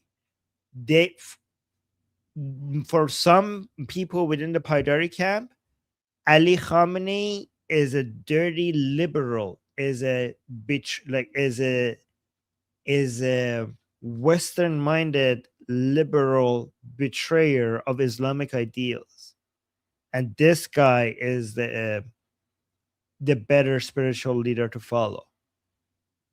That's how far this guy, how Durkha minded and jihadi minded this guy is. And these people are way more anti-West than even Ali Khamenei was. These people think that the Islamic Republic is not Islamic because it has the word republic in it. They think that the Islamic Republic is not republic because they have fake elections. The fact that they have a president and parliament, that makes it non-Islamic. And what Vashi was quoting in the super chat was him saying that if to reach our Islamic goals, if we have to kill half of the world, half of the entire world, that's a worthy price to pay. That's what he said. And they think that God compels them to do it. Right. Yes. This goes in line with the theory of Ojab Wajibat. Guys, you know, Iranians in the chat, you know what Ojab Wajibat is? Ali, have you heard? Do you know Ojab Wajibat? No. Okay, so Ojab Wajibat means the highest of all priorities. Highest of all priorities. And this was coined by Ruhollah Khomeini, the first supreme leader, the founder of Islamic Republic. Okay, Sam's saying, nah, let me do now. Okay, let me tell you what Ojab Wajibat is. Right? Basically, what do you think, according to Khomeini, which he inherited from Muslim Brotherhood ideology through Nawab Safavi into Iran, what do you think in Khomeini's mind was Ojab Wajibat, the highest of all priority? Oh, wait, other people guess in the chat as well. Ali guess, but if you know, don't say it, okay? But if you're guessing, guess it. What is the Ojab Wajibat, the highest of all priorities in Islam, according to Khomeini? To keep the Islamic Revolution going.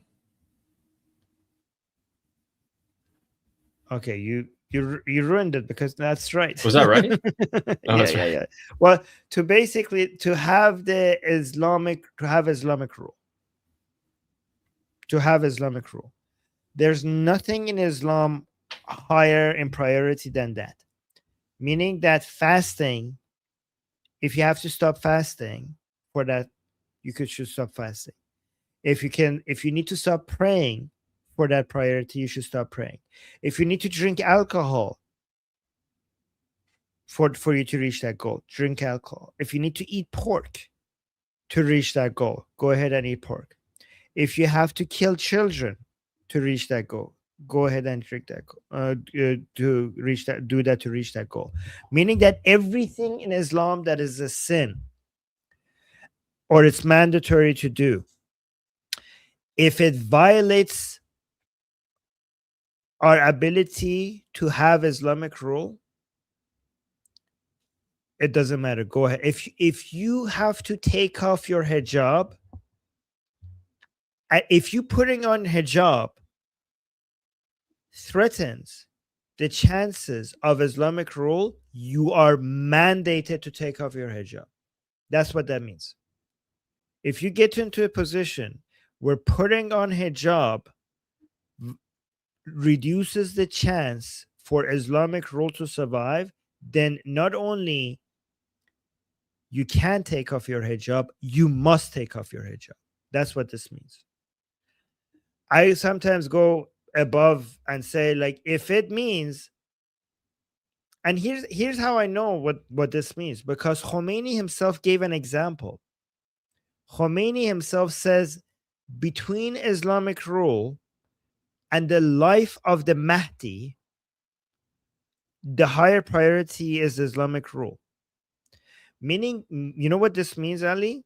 This means that if you have to kill the Mahdi for the sake of the continuation of the Islamic Republic, of the Islamic rule, of the Islamic regime, then you are mandated to kill the Mahdi, because even the life of the Mahdi is not as important as having Islamic rule. Isn't that a contradiction? Isn't the Mahdi supposed to be the leader of the Islamic world? Well, they would say it's not a contradiction because the Mahdi is the Imam of our time. And when Ali was the Imam of his time, he gave his life for the sake of Islam. When Hussein was the Imam of our time, he gave his life for the sake of Islamic rule, right? That means that they, Imams of our time, have already communicated to us that their life is not as important as Islamic rule. They've already showed us the way. So they have demonstrated to us that there's nothing more important than Islamic rule. And nothing is more important to that, meaning countries are a stupid concept, according to them. Nationality means nothing. You are, Muslim first, and that is it. There's nothing else. So borders and countries, all of that is just, it's meaningless. Iranian nationalism, meaningless. That means that there's no there's no red line. That means killing children in the millions, if it's necessary for the continuation of the Islamic rule, the priority is Islamic rule. That means is killing half the population of the world and raping the other half. If that means raping Mujtaba Khamenei in broad daylight and live streaming it, if that's what you have to do to continue the Islamic regime, then you go ahead and do that. That's genuinely what that means. Okay, I saw Ali was trying not to laugh, but that's genuinely what that means.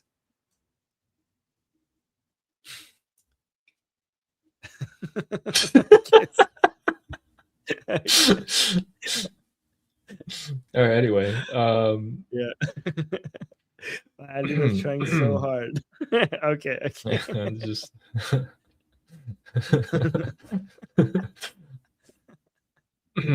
we're laughing at something else, YouTube, at a inside joke. Yes, guys, do not rape Mujtaba Khamenei, please. Nobody, we do not endorse that. Do not do that. Yeah, definitely don't do that, guys, under any circumstance.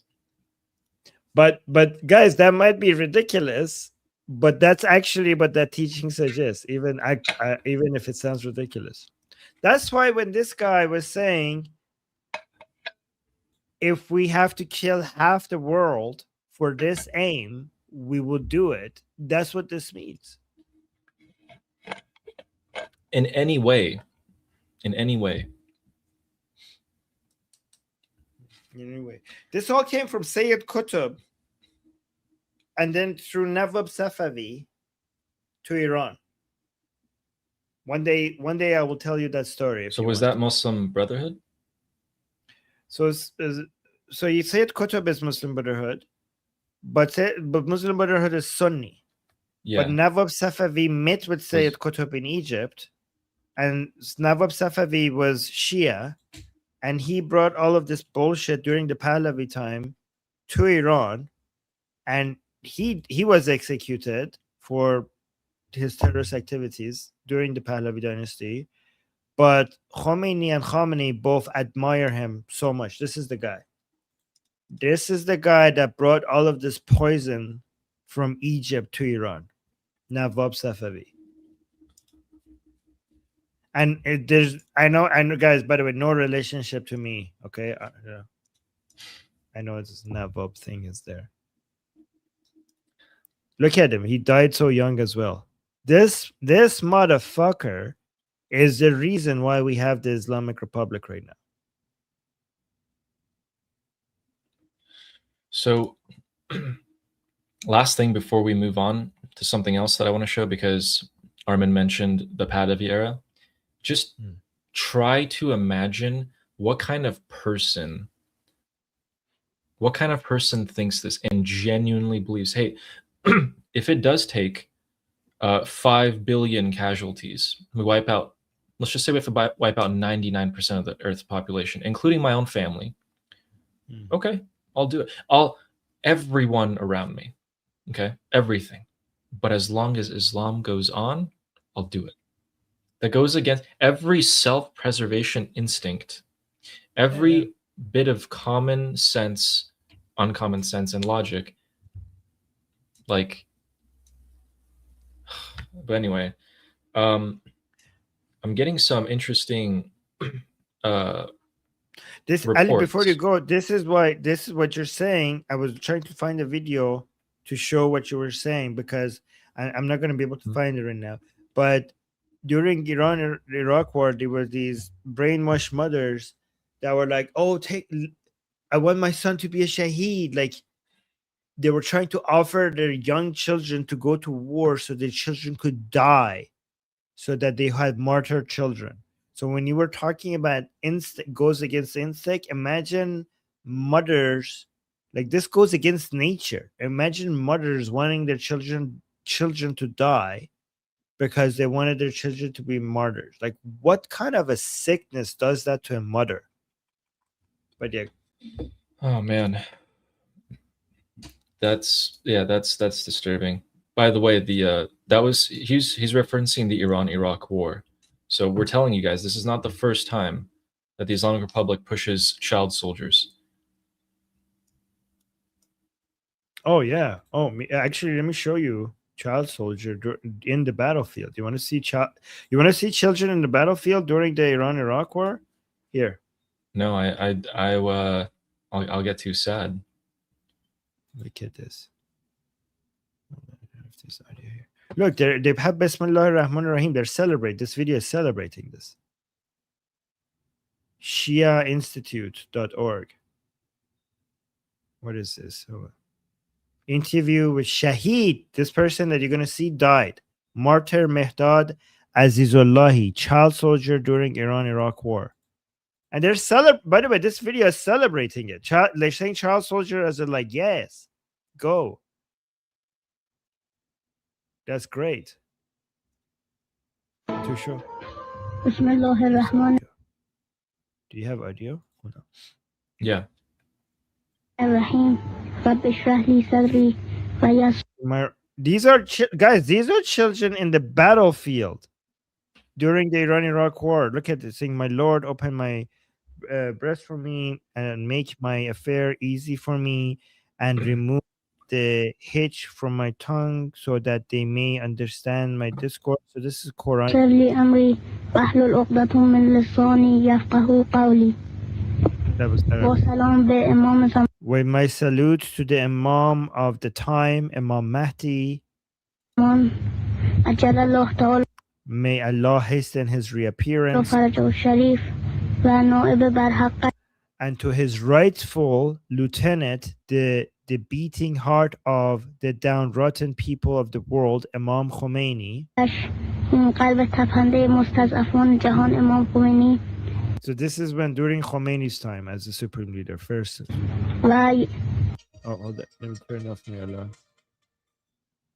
شهدای را As well as the martyrs of the path of justice and truth and the wounded and maimed. By the way, guys, this kid died in this battlefield. This kid is a shaheed, is a martyr. So this kid that you're being interviewed died shortly after in this battlefield that he's talking in. راه حق و حقیقت و مجروحین و معلولین من My name is Mehdad Azizullahi, dispatched from Isfahan. مهداد عزیزاللهی اعزامی از اصفهان That's a soldier, guys. That's a soldier dispatched from Isfahan. هستم که I am 14 years old. What motivated me to come to the war zone were the stories of those brothers who had been here before me. 14 سالمه و انگیزه که باعث شد به جبهه بیام واقعا اون برادرایی که قبلا جبهه بودن و میمدن و برای ما تعریف When they would come and describe it to me, they would talk of all the good qualities of the front lines have,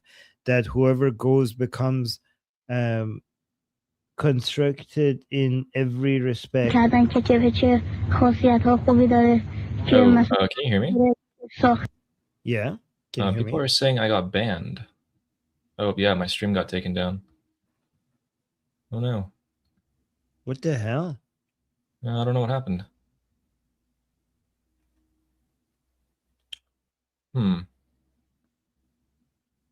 Hey, show your hands. Guys, look at this. We have no weapons.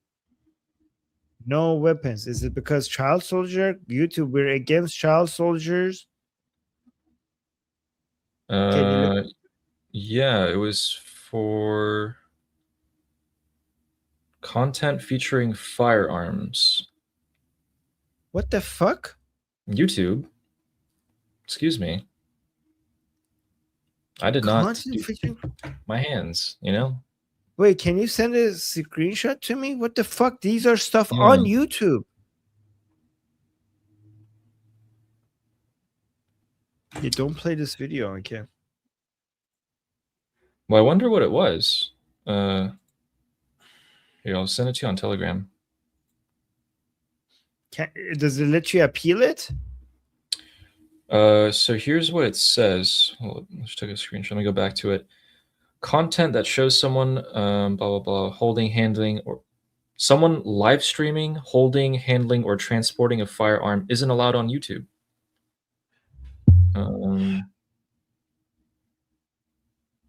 Did it take away your streaming ability away from you?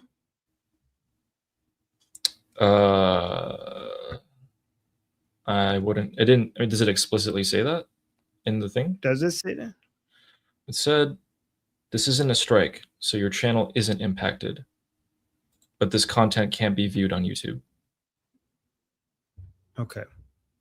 Okay, that's not that bad. As long as you can stream again.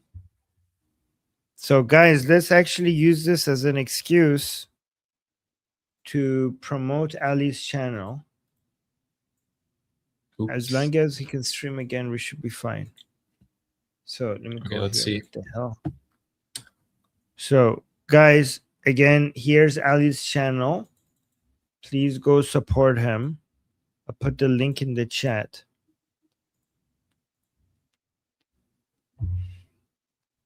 This is stupid.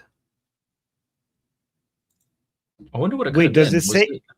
Was it what? saying that? Is it saying that we as the streamers are holding guns? Is that what it's suggesting? That's what it's implying. Yeah. So read it again. The notification went away. Let me see if I can find it again.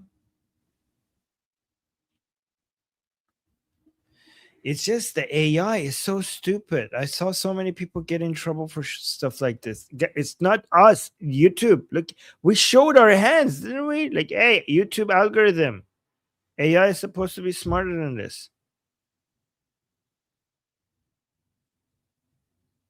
Yeah, it's the same auto blame Goldie had. Exactly. Guys, I hope they didn't take away his streaming ability. So please check. just go support Ali's channel, subscribe. He's Let me at see, 782, 786 now. Oh, I can't stream. Live streaming has been disabled. Fucking hell. Can you get in touch with YouTube somehow? Fucking. Yeah, I'll try. Oh my god, guys. Ali's streaming ability has been taken away from him. Is there any way you could appeal it? Does it show appeal? Because Gordy said there was no. What I'm worried about No. is that. No. What I'm worried about is that this is something that has no. No, guys, you guys saying Goldie knows how, but Goldie had so much attention to, like, we're not going to be able to bring this much attention to Ali's case. We're not going to be able to. No, I'm not, guys. We can't add, like, I'm not gonna bother Goldie with this.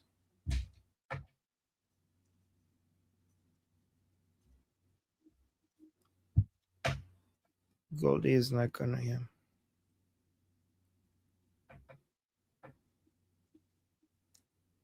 Goldie has a big audience. That's why. No, you guys you think Ali just appealed. There is no appeal. There is no appeal button for this. There is no appeal button for this. The only reason why Goldie could get her strike removed is because she made such a big deal about it, and she has a big audience, and then eventually it got YouTube's attention. If anybody knows a way to appeal it, let us know. There is it just says it was removed, and because you violated the community guidelines, we realize you may not have known this was a violation, so you did not get a warning or strike. If you disagree, appeal here. And I click it. Oh. It just says, we'll take another look. We'll send you an email within 3 days. Okay, good. And then if you refresh it, does it say appeal rejected? No. It says again, if you disagree, appeal here. And I can keep clicking it. Okay, good. Okay, so we at least have that option. Because Goldie's appeal was rejected within 5 minutes. Oh, now I remember, actually. She did appeal it. And her appeal was rejected in 5 minutes. Well, you're immune, actually. So this is the second time. They won't I got in trouble for some other things that Goldie didn't get in trouble for some reason. So strange. So Goldie keeps getting in trouble for guns, and my channel didn't get affected, but I got, even though we were broadcasting the same thing, but then I got copyright strikes and Goldie didn't, even though we were broadcasting the same thing.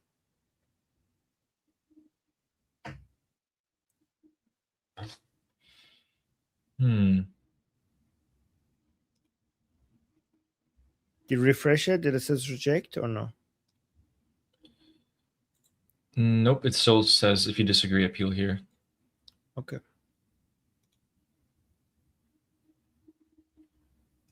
Huh. Yeah, Kat is saying, Armin, it's not a biggie. Ali's channel is new. Just oh yeah, if this goes to shit, then we're gonna double down on, we're gonna make you a new channel and we're gonna get you 1,000 faster. We're gonna be like, YouTube fucked Ali's channel. Let's remake one and get up to 1,000 fast. So that's a good point. And yeah. Okay. Trying to figure out what way I could get their attention to that.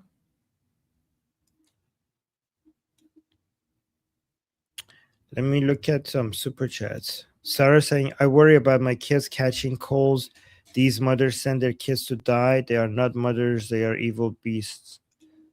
Yeah, I mean, you're not wrong. And thank you again for the super chat. And here, Amir is saying Nooks have a theory that pro-Iranian channels being targeted. I mean, I've seen some other people who are not Iranians get in trouble for this. Exact same thing. Like, I looked into this when it happened to Goldie's channel, and there were so many people reporting that I was live streaming like some people playing with toy guns, and all of a sudden it was telling me that I'm holding a gun. So, and then my channel went to shit, right? Like, and like there are other people who are that are not even political channels that this happened to, not Iranian, not even political. So I think it might just be an AI glitch that doesn't understand what the fuck is happening on screen. Yeah, or video games. Exactly. There's some people who are reviewing video games that were like, "Oh, you're holding a gun." And like, what the fuck? This is a video game, you fucking retard. It was around 1 hour and 31 minutes in. Oh, okay. I wonder what that was. Let's not show it now because we might Yeah. get this one. Yeah.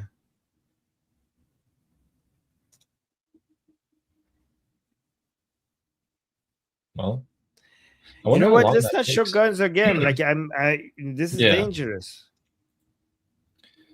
Yeah, good idea. Holy shit.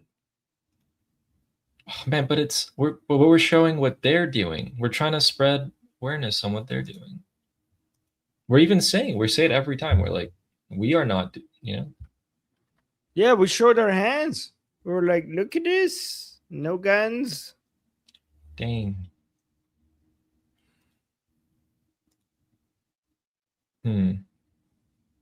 Well, what was the other things that I wanted to say? Was there anything left? Oh, yes. Okay, maybe I'll just send it to you on Telegram then. Oh. Or should I? Yeah, please send it. Yeah. Miss Hypnotic is saying the Musk's suspects live streamed yesterday, so I'm sure YouTube is being extra hard now about it. Maybe. I don't know. Yeah. Maybe. And thank you, Mystic, for the super chat. God damn it, man. YouTube, just fucking get your act together.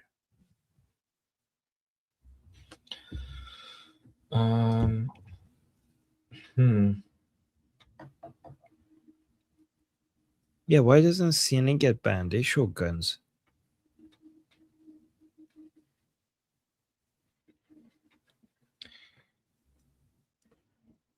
Well, I sent you a 2-minute clip about so this is someone who was a former Marxist, and he was imprisoned by Savak, and he's going to talk about what it was actually like. It's just 2 minutes long, and I think this one's a good thing to show. Oh, Ali, you can still show stuff on StreamYard. Like, that hasn't been taken away. Yeah, that's StreamYard is completely separate from YouTube. All right, let's see here. Good.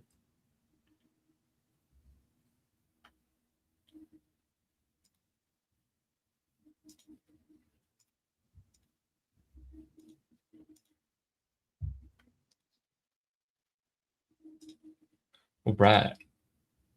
So for those of you who think that or for people who actually thought that the Shah of Iran was a person who imprisoned a ton of people, let's watch this. We in the opposition used to say, at least for myself, I can speak for myself to my shame, used to say there are 100,000 political prisoners in Iran. By the way, this is a Marxist at the time of the Shah who was actually imprisoned by Savak, okay? And he's saying this. Used to say there are 100,000 political prisoners in Iran. The actual number was 3,500. How many political prisoners are others? It says 3,500. We used to say tens of thousands of Iranians have been executed. Well, the actual number for the entire 37 years of the Shah was less than 1,500. So these exaggerations existed, but there was this sense of authoritarianism. But there was also, I think, something that people now realize, and I wish they had realized then. And that was that people equated authoritarianism with the ability to criticize the Shah. If you're going to criticize the Shah, the system was authoritarian. There was criticism of the Shah that was banned, but there was cultural pluralism in Iran at that time.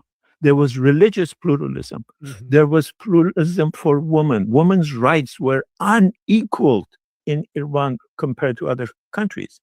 There was enormous innovation in the arts. You just couldn't directly call the Shah a lapdog of U.S. imperialism. Okay. And the opposition said, we can't say this because there is political oppression. But you could make almost any play.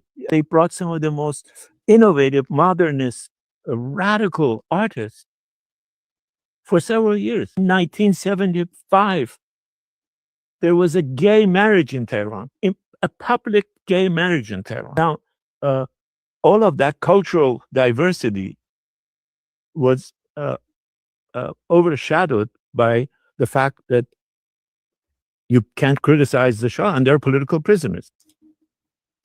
So that was Mr. What's his name? Abbas Milani, a former Marxist imprisoned by Savak. Can you So say yeah, that actually, to me I as heard well? about. Yeah, of course. I sent to you on Telegram. So yeah, I thank had you. heard that there was a public gay marriage in 1975. I just didn't know if it was 100% true. Yeah, it is. apparently it was true. Yeah. Wow, we are ahead of our time, eh? Yeah. Well, also, guys, this guy, he, I think he realizes, what he did back then was bad. So Yeah. Yeah, he's basically anti-Shah for his time, and now he's like, "What we done fucked up." like what the fuck, we ruined. Yeah.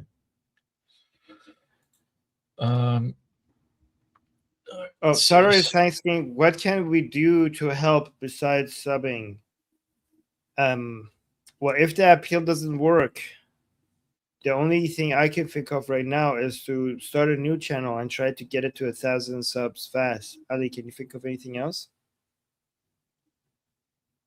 Yeah, that's about it. I'm gonna try and, since someone said something in the chat about tagging YouTube on X. Tagging YouTube on X. If you do that, I will retweet it and everything. Okay. And we will come here and post it, and people could retweet it. We could try that as well. But yeah, but let's wait for the appeal first and see if that works. Yeah, exactly.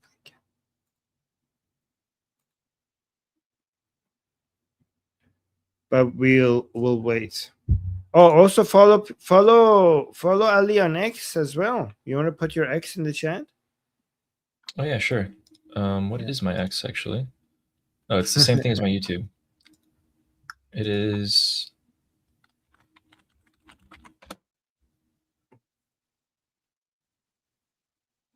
Okay. Wait, I think I only put that for mine. Yeah, no. Yeah. Select all. Yeah, so basically I just repost all of the things that I share, or most of them at least. Oh, your YouTube live chat is disabled. Damn, they got Don't me. worry, they're posting for me, so it's okay. Wait, you should post a link here. I'll get the link. It's easier to post the link instead of the. Oh yeah.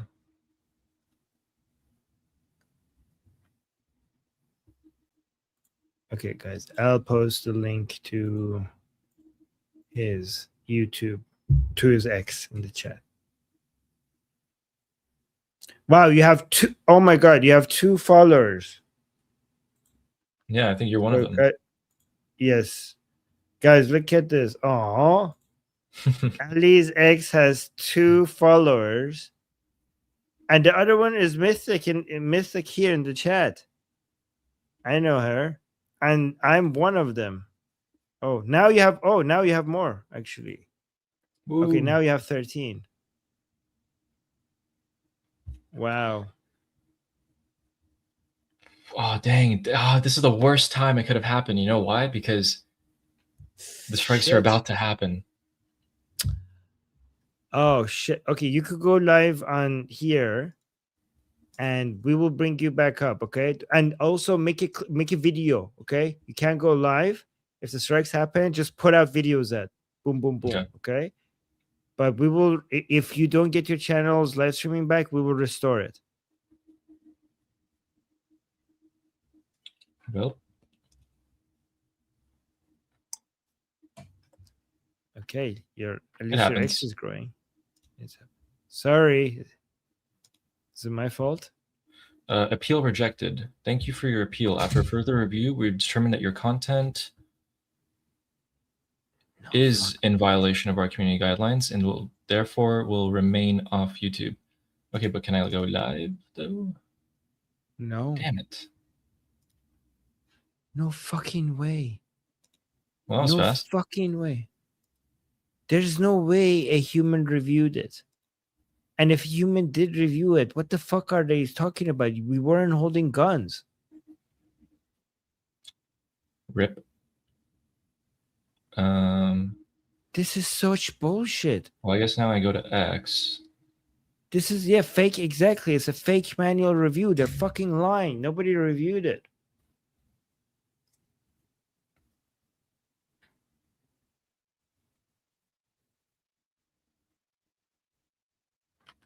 All right, time to make an X so post. Annoying.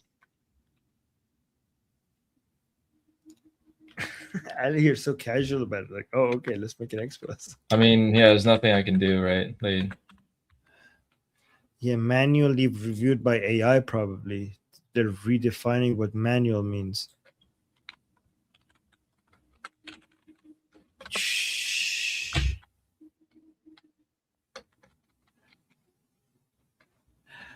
I could give you a channel that has 13,000 followers. Oh man, I feel so unearned. Unearned? You want to earn it? Okay, wait. So what should I say? I just had. What is it called again?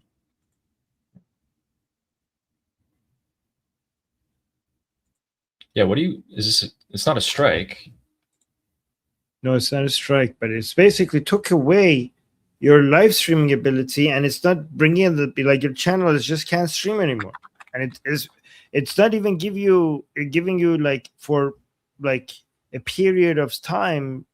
Like, does it tell you that is you can't live stream for this many days or months, or just like you can't just live stream? Yeah, there's no like timeline to it. This is so fucking stupid. A YouTube Allah. Thank you, Amir, for the super chat.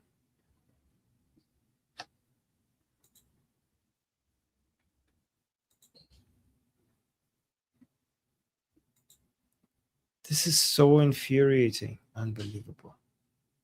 Yeah, let's not show any guns at all ever again. Yeah. Fucking hell. So stupid. But let's try to see if we can get them back. Is there a way to contact customer support? I don't think that is a thing anymore. There should be. Okay. Let's.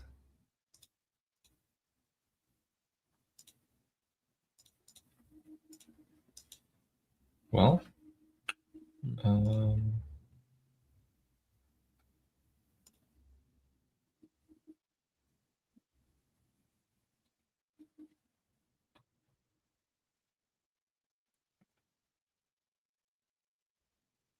All right. So all we know is that the people who need to be in CENTCOM HQ in Florida are there. Joint Chiefs of Staff and this commander of CENTCOM, which is really important, more important than people think. And then tomorrow at 11 a.m., the president will deliver a commencement address to the United States Coast Guard Academy. We don't know what else he's doing, but today he spent the whole day without any press doing executive stuff. which makes sense because then the generals left right afterwards. Okay. Are you okay, Ali? By the way, that this Yeah, I happened to mean you? it No, no. sucks, but there's nothing I can do. Okay. We were so excited. We were like Ali's channel. And then as we We say, were like Ali's channel got to 700. We're so close. We're hitting 1,000. We could monetize, and then fuck, and then it's gone, and it's gone. yeah, and like when you clicked on appeal, there's a human that's supposed to review it, right? Yeah. Well, that We were definitely didn't getting happen. so close.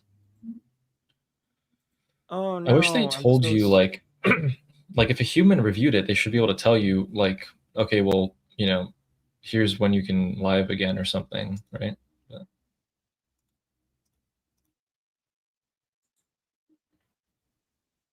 Oh, and you added a thumbnail. That's so cute. Okay, look at this. He added a new thumbnail of himself teaching for his live stream. This is the channel. Guys, look, we were so close to 1,000 for Ali's channel at 790, and now it's no.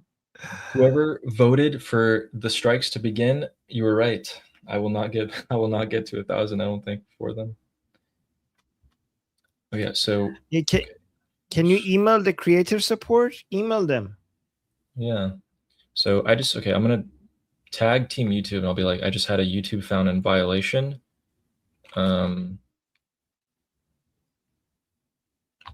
No strike was given. No, forget that. Like say that it's saying that I was holding a gun, but I wasn't holding a gun. I was just reviewing the news. Like it took away my streaming abilities, claiming that I was holding a gun during a stream, but Yeah, we stated weren't that I holding was a gun. holding a gun. So like we were just reviewing videos that were already on YouTube.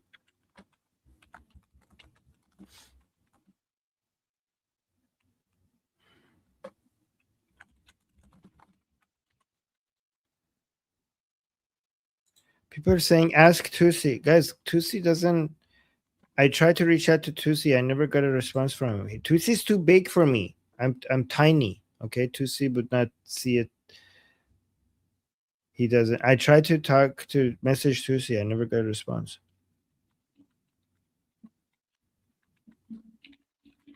I appealed and was rejected within minutes. I would appreciate a second look or the ability to live stream.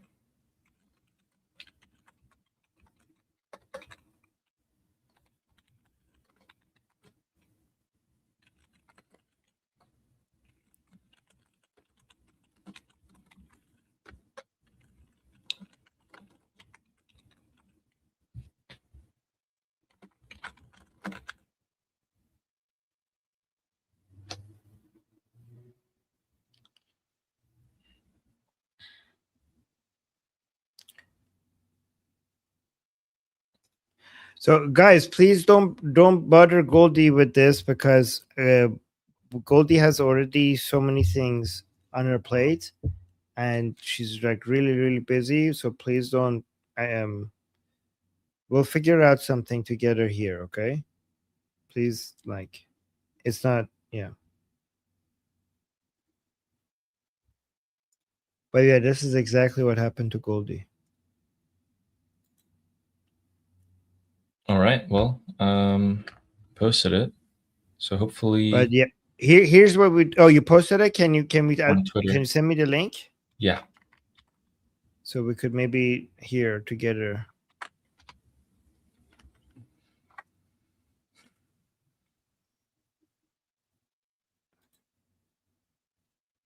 Okay, here. All right, guys, let's figure this out together, okay? Here. So Ali posted here. Let me repost this, and I'm gonna put this in the chat. Guys, help us get this noticed. Okay. I put the link in the chat. So Ali is saying Team YouTube. Okay, so Ali, you should put a dot in front of it or something. Why is that? Because if you start with an @ it doesn't get. It's fine. Oh. You want to make another one, but Yeah, I'll make another one. Yeah, make another one. But guys, don't forget the link that I sent you. Don't start with a. Say hi, Team YouTube. Instead of saying Team YouTube hi, say hi, Team YouTube. Because if you start with an @ it wouldn't get shown. Only the people who you added. Only the people who you added will see it. It will become like private. So say hi, Team YouTube. So guys, ignore the link I sent you. Ali is gonna make another one. All right, I just sent you the link for the new one. Okay, let's look at this new one.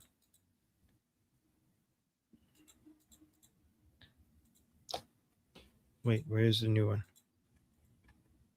Wait, the new one is it? Oh, Is it the same no, link? you sent me the. Is that? Oh, I copy and pasted the same one. Yes. Yeah, you copy paste the same link. Yeah, I could just go to your account, I guess. Okay. Yeah. Here it is. Yeah. Okay, let me unretweet the last one. It just makes more sense to me that if you didn't give me a strike or a violation, just let me go live again and just take the video down. You know what I mean? Yeah. So they have the dumbest policies. So guys, I put the link in the chat. So let's look at this tweet by Ali saying, "Hi Team YouTube. I just had a video found in violation. It stated that I was holding a gun. So you should say, can you edit it? Say I just had a live stream. It's fine. It's his fault. I appealed and was rejected within minutes. I would appreciate a second look or the ability to live stream again as that is the main form of content on my stream. Thank you. Yeah, it's fine. I would say live stream, but it's fine. Thank you guys for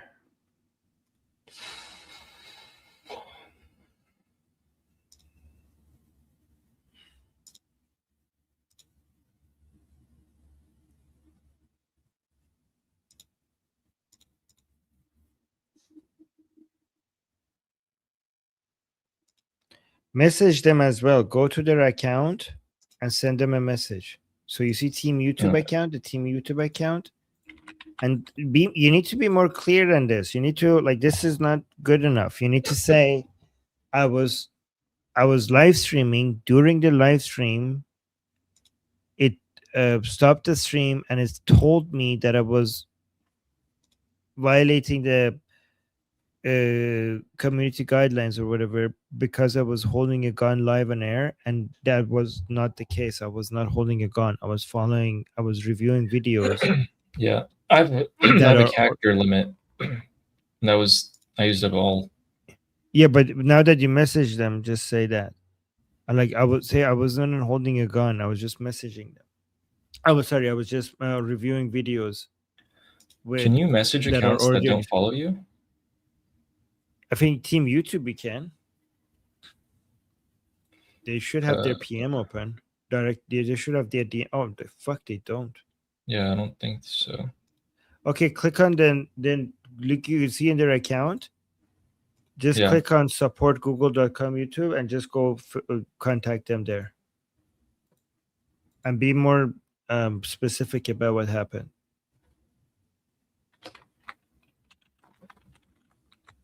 All right, so let's just end the stream then, and you can take care of that. Keep us updated, okay? Okay. Thank you guys for coming. I can't believe it. Like, I use Gemini, and Gemini is not that fucking dumb. So how is their AI so fucking dumb? Like when I use Gemini, which is Google's AI, and Gemini and YouTube is probably using the same AI because that's Google's AI. Here's the thing, if I have Gemini on right now and I send a screenshot of the exact second where YouTube is saying we were holding guns, and if I upload that screenshot to Gemini and if I ask Gemini, are the hosts of these live streams, are the hosts in this live stream holding a gun? Gemini would say no. So I don't understand how the same AI that I use personally, how that same AI that could tell that the hosts are not holding a gun, all of a sudden fuck up on, unless because maybe just because they're using it on such a mass scale on so many videos, they're using a much dumber, faster version of it. Maybe that's the reason. Yeah. I mean, I definitely didn't violate their content, because they're saying if you are selling firearms, providing instructions on manufacturing them, then you will be found in strikes. Or yeah. Or you're showing use of a homemade firearm, like a 3D printed one or something. Yeah, so I mean, I didn't do that. But then it got automatically rejected. Ali, in your message, you need to, like, your message didn't include the link to the stream, to your channel. Oh, yeah. Like, it didn't include, like, how would it, like, if they see that tweet, like, how they're like, okay, like, who are you? Like, what's your channel? Yeah, true. Like, so maybe should I put a comment down there, or just make a new one? Put a comment. Okay. Just be more specific about what the hell happened. Okay. And then come, and when you come live on Liberty Politics by yourself or with me, like we'll share that every time.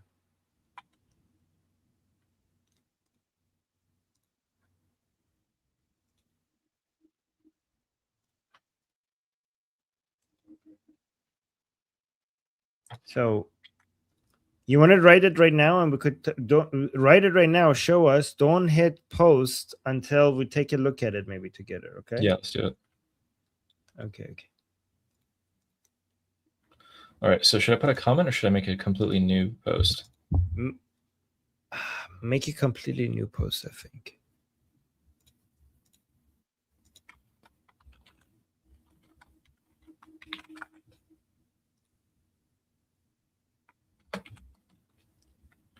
All right. Do you want to tell me? Oh, it's saying fuck you. No, I'm kidding. Say I was just whatever I tell you, copy and paste it to Gemini. You have Gemini? Yeah. Okay, open Gemini. Okay, write this here, but we could make it better with Gemini. Okay. So say I was live streaming on my YouTube channel, and then what is the language that they use? YouTube ended my live stream, telling me that I'm violating their, do they call it terms of service or community guidelines? Community guidelines. Telling me that I'm violated their guidelines, claiming because I was showing, what did it say that you were doing? Showing because I was handling firearms. Live on air. Yeah, live. Okay. However, me and my co-hosts were not holding any guns. We were just reviewing the news and commenting on it. And these are the videos that we were reviewing are already on YouTube. I can't type that much because it limits me. But I can maybe put in the replies. So I was handling firearms, however, my co-hosts are. We end it here and then post a reply. Okay, and no, just say Can you say here's my channel with a link? Do you have room for that? Yeah. Oh, no. Where you say on my YouTube channel, open a parenthesis there and put the link to your channel there.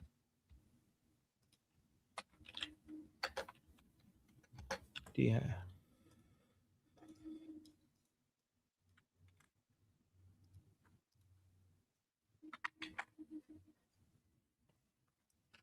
Okay.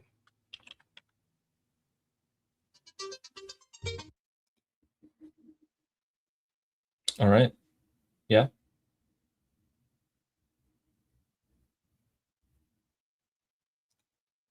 Oh wait, you're muted.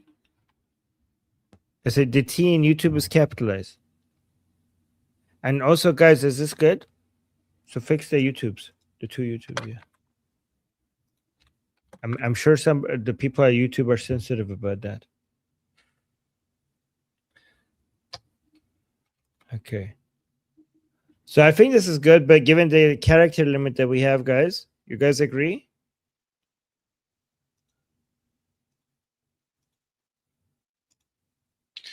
Yeah. I think guess it's so. good. Okay. Okay, send it. Okay, let's retweet that one instead. Okay, I'll delete the other ones. I'll keep it. Whatever. shoot. Yeah, I don't know. Okay, just send a new one.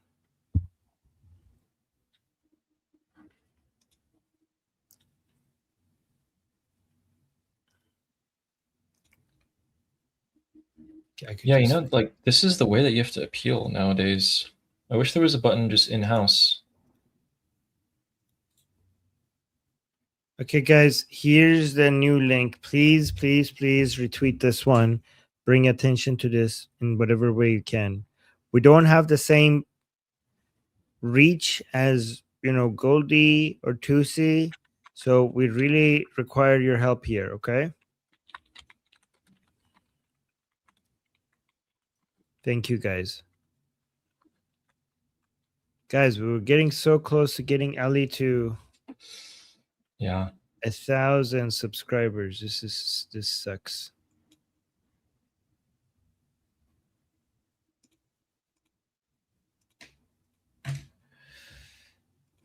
Okay. Yeah, so that's the thing. On the bright side, this happened before you got to a big channel. Yeah, we can't risk it anymore, Ali. At least we learned it early. No guns ever again, okay? No, not even small ones, big ones. Yeah, no guns. Fucking idiot, dude. Yeah, it's like finding out your significant, like your girlfriend or boyfriend is a terrible person early on. Yes, if your girlfriend cheats on you after a month dating her, you might be like, oh my God, this sucks. Imagine if you married her and then she was cheating on you, right? Like after years. So this is, okay, that's a good analogy. All I want to know is when the live stream is like back. Because like I'm not monetized, so it doesn't really matter. But yeah, guys, Ali is upset. Ali's main priority is that he wants to be able to go live with you guys during the when the attacks happen. So that's your main concern right now, right? That you don't get to hang out with people here on your channel.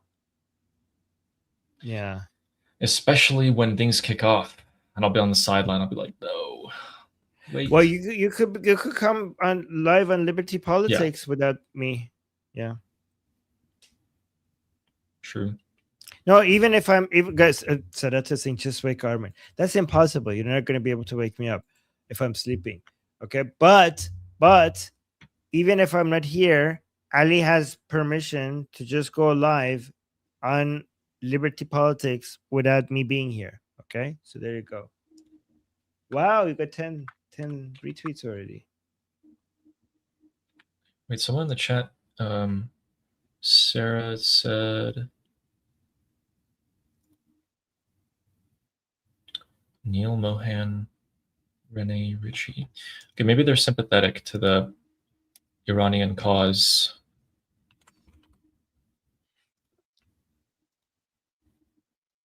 Sorry, guys, that we ended up talking about Yeah. YouTube stuff instead of talking about the news. Apologize.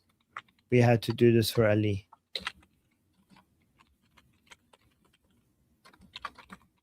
All right then. Yeah. I'll do my best to get that cleared up, and we can still go live to cover everything. Yeah. Oh, somebody's saying, "Oh my God, look at this! You guys are the best YouTubers. We got to get you guys to 1 million." Imagine that. Oh my God. Yeah, and sure. Okay, it's okay. We'll fix it. We'll figure it out. Yeah, we'll fix it. figure it out, Ali. We'll fix it. Okay. All right, guys. Thank you for your patience and thank you for caring. Thank you for caring for Ali's channel. And yep, we're gonna see you guys soon, same time tomorrow. And also don't forget our group discussion and join our group discussion. Me and Ali are there every single day. And Ali has his own segment as well. So this is not that. This is our group discussion. Okay. So I put the link in the chat. The link is also in the description. And you could scan the QR code. The QR code will also take you to our group, our basically this community, our Liberty Politics discussion group. And once you're here, you could take part in the community tab. You could engage here with all the people talking politics. But you could also go to the calendar. This is where all the fun stuff are. If you look at the calendar, you can see all of our group calls are here. Guys, the fire emoji ones are the ones that are open calls. And that means that anybody could join. So these are the ones that I host. And these are the ones that Ali hosts. And then the other ones are for premium and VIP users in our discussion group. But the fire emoji ones is basically open for everyone, free to join. Okay. So come here. And also the community tab is free to join. All of this talk here, people talking every day about the news, about what's happening, politics related. They're over here. Okay. So yeah, again, I'll put the link one more time in the chat. Come check it out. Come talk to us. And yeah. Okay. All right, guys. Love you guys. Again, Ali, I hope you're okay. Are you okay? Yeah. Yeah. I mean, if it was like a strike, I think I'd be like, oh my God, or something like that. Mm. But I just don't like how they didn't say anything. There's nothing that they told me. They just they took it down. They rejected my appeal immediately. And then they don't say anything. So hopefully it's like I don't know, maybe like a couple days of no live streaming kind of thing. Hopefully. Fuck. But yeah. I mean, imagine if I was like, if it was like right in the middle of the strikes and this happened, I'd be like tearing my hair out. Like, come on. Oh.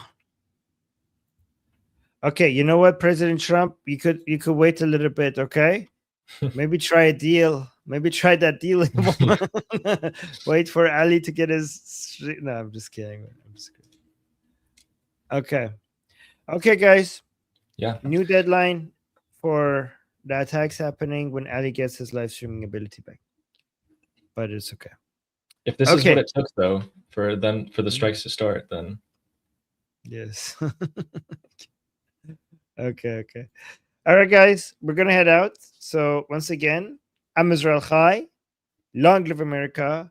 Javid Shah. Payandera. Payandera. See you guys same time tomorrow. Bye.